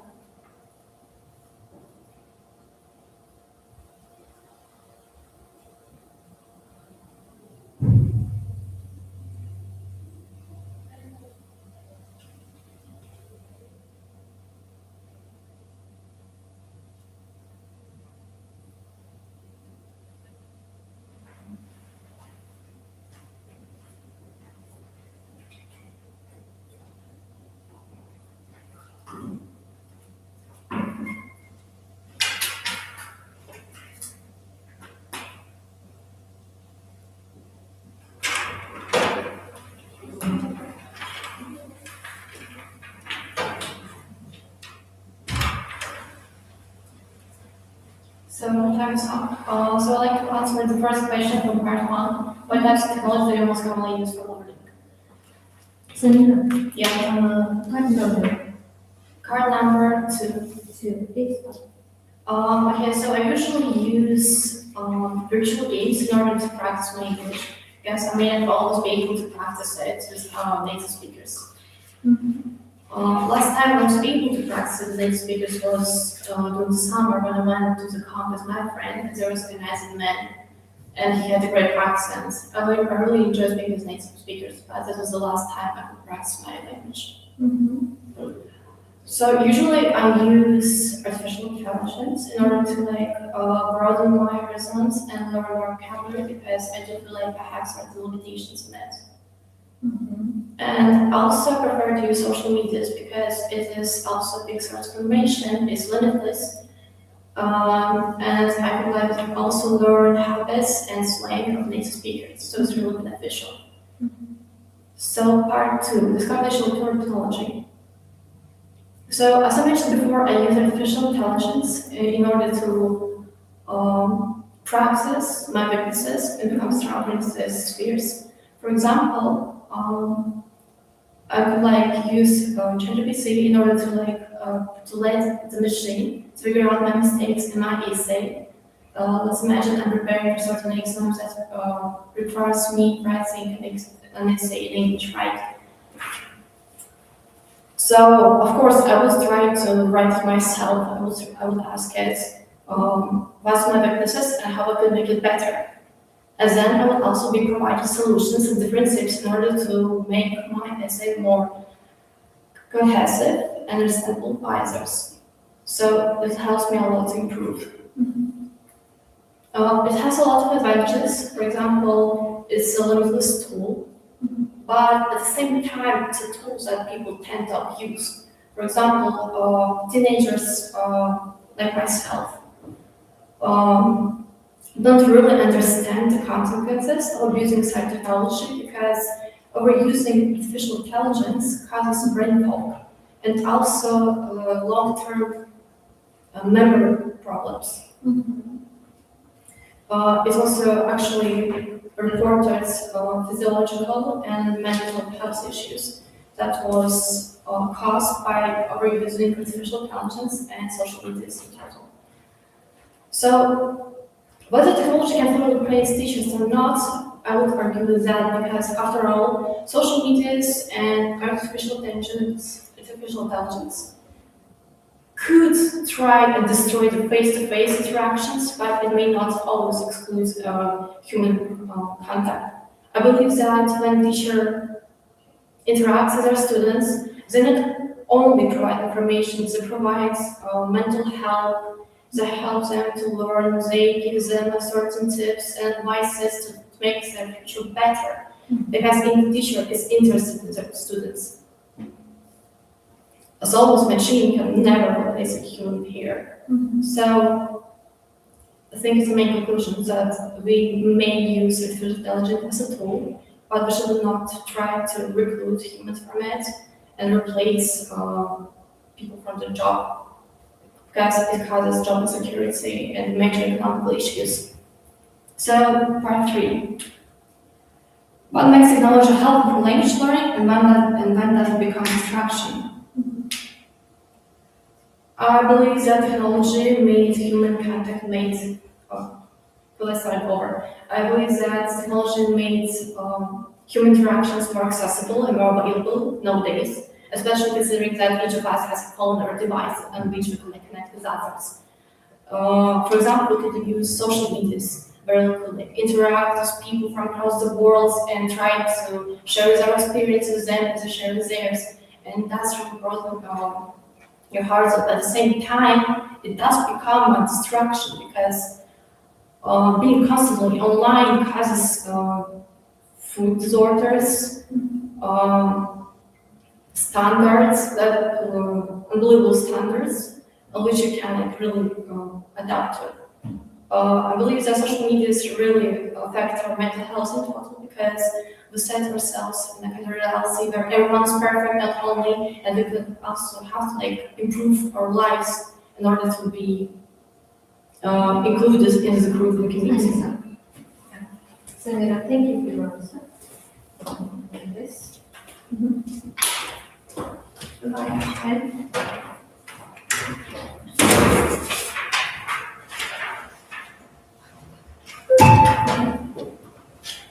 Okay.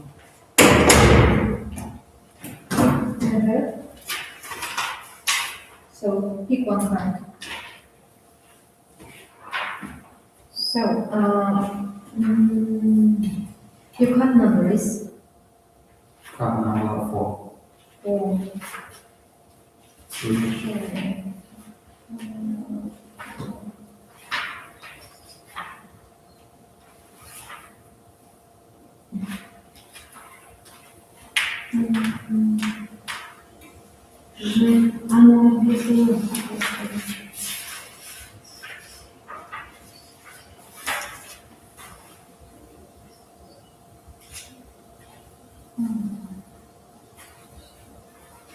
Okay. So, number 4, your card number is 4.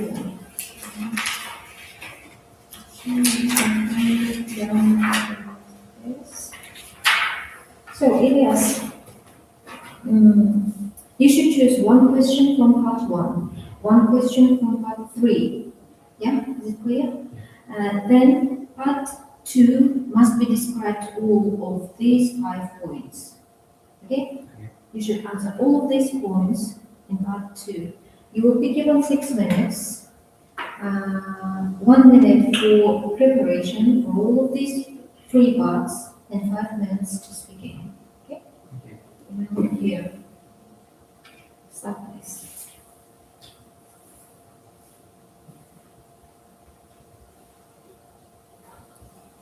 I have a question if I should mention which question I chose from part 1 and part 3. I just said. No, you will be given 1 minute to be prepared. Yeah. Then after a minute, you have to start. Yeah. There is no need to read the question itself because I have it here.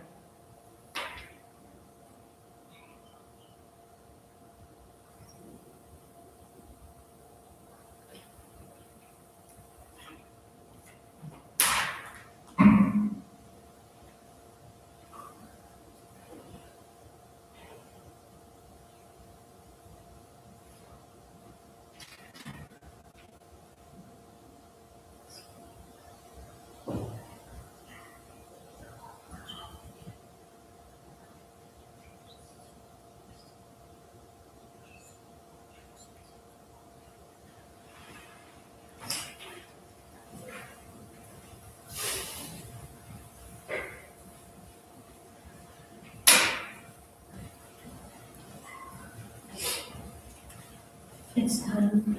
Yes. So I prefer mostly the e-books more than printed books, and the reason is that e-books are commonly they're free or the price is less than printed books, and also with such technology we have in the contemporary world, we can read e-books without causing any damage on our eyesight. And also printed ebooks, for me, it is it's not comfortable to read it while you're on an adventure or maybe on a trip. It's better to look on the phone or a laptop and tablet. Now for part 2.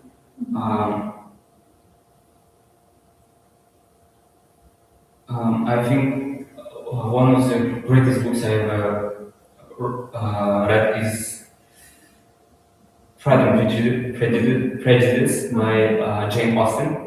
It's about the young lady and not so young, but in mid-20s, a guy in his mid-20s.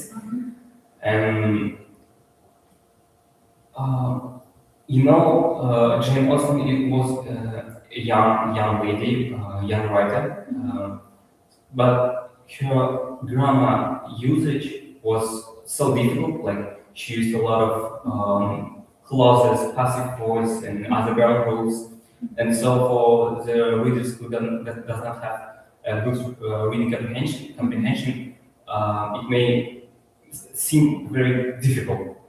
But if you keep reading and reading very hard books, it eventually gets easier for you to get the information, to get what the book is about.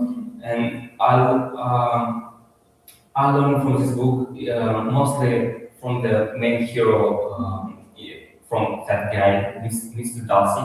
He may seem at the beginning of the book very arrogant, but at the end, you start to appreciate him. You develop some sympathy, and so I really was inspired by him, by his character, by his actions that he did. And I think that reading really helps to develop not only communication skills, but when you should say your opinion and maybe develop new ideas. So my opinion on that book is that it's really helpful for not beginners but intermediate level language users. And even for native speakers, it is also helpful because it describes a very long, a century of 17th or maybe 18th, and you take a lot of information from it.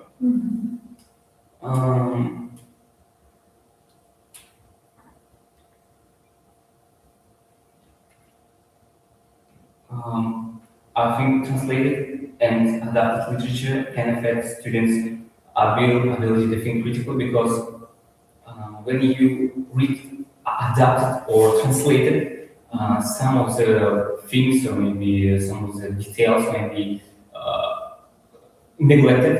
So the main idea of the author might not be so clear. And that is a problem in this world because people do not have their own opinion and mostly rely on others and what others say. And books, mostly in original language, they can solve this problem. Thank you so much. Bye.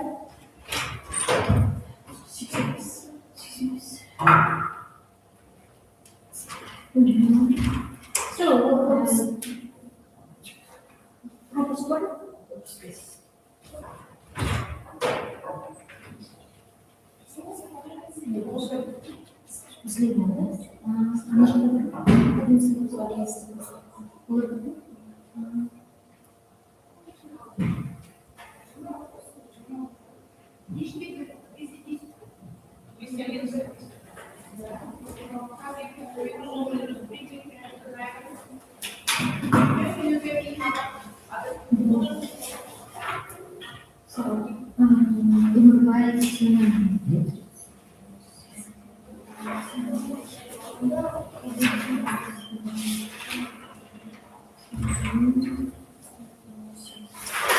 Okay, pick one part from there.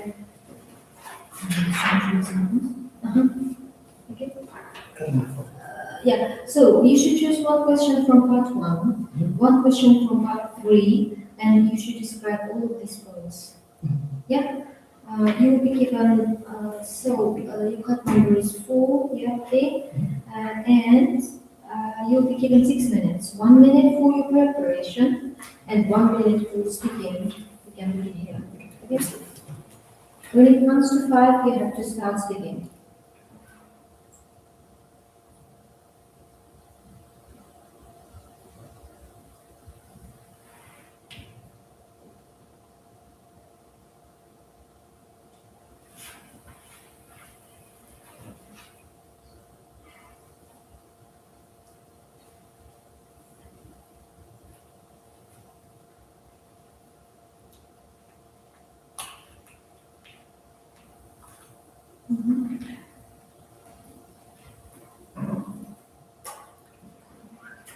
Ready? Okay. How often do the students in your region read books in English? I would say that people in Kazakhstan, and especially in Astana, are very inclined to read books in English, specifically because we have developed a trilingual way of education, which means that people are often pushed to learn new words in various languages, such as English itself. And I would say that I would be the clear example of this, since I have read many books in English and various different languages, such as mangas and Japanese edition. If I were to describe one book that I have read, it would be The Art of the 48 Laws of Power from Robert Greene, who has looked into the political ways that are built in everyday life. He has talked about the ways that people interact with each other and the interpersonal relationship that are formed between them, but it also had many challenges considering its language, specifically how it used to talk in words that are not present in main dictionaries, as the old forgotten words or words in Deutsch. I have learned many things about it, how to communicate with others and how to build rapport and build much stronger mutual bonds between me and the other person I'm talking with. And there's a question whether reading fiction helps improve your communication skills. And this specific case proves that it is so, because I have learned and met many amazing people thanks to this book itself. And in conclusion, I want to say that reading in English or any other language is really important and should be taken very greatly, so people will improve themselves and make amazing progress in their lives. Another discussion. Why do some readers find foreign literature language difficult even when the grammar is not complex? This problem arises primarily when the literature is unknown to us. For example, people in Kazakhstan, even with their national language being Kazakh, still struggle with many literature works. For example, how we struggle with reading complex cognitive works such as Abay's work, which pushes our language skills to the boundaries and tests us. And the same problem can be found in other places in the world as well, as many English spokesmen struggle with understanding difficult literature, such as the Bible with its complex narrative, and how Shakespearean works are too convoluted with each thyself, and grammatical structures differences.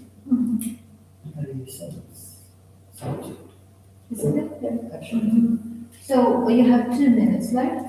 Can I add some information? I feel it's complete. Sure. Yeah. Okay. Thank you. Thank you for your answer. Can you go? Thank you.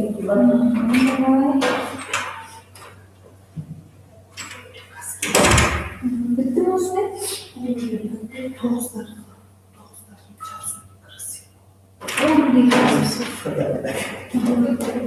So, you like this here? Have a good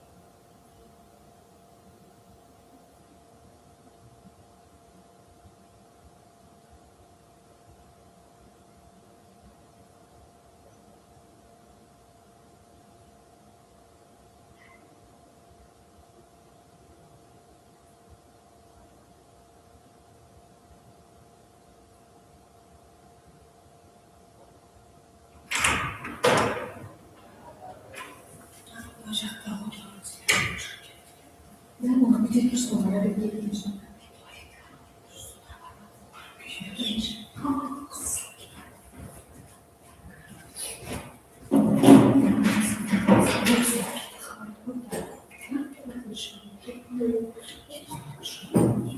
Мы же должны сесть вместе, мы должны слышать музыку.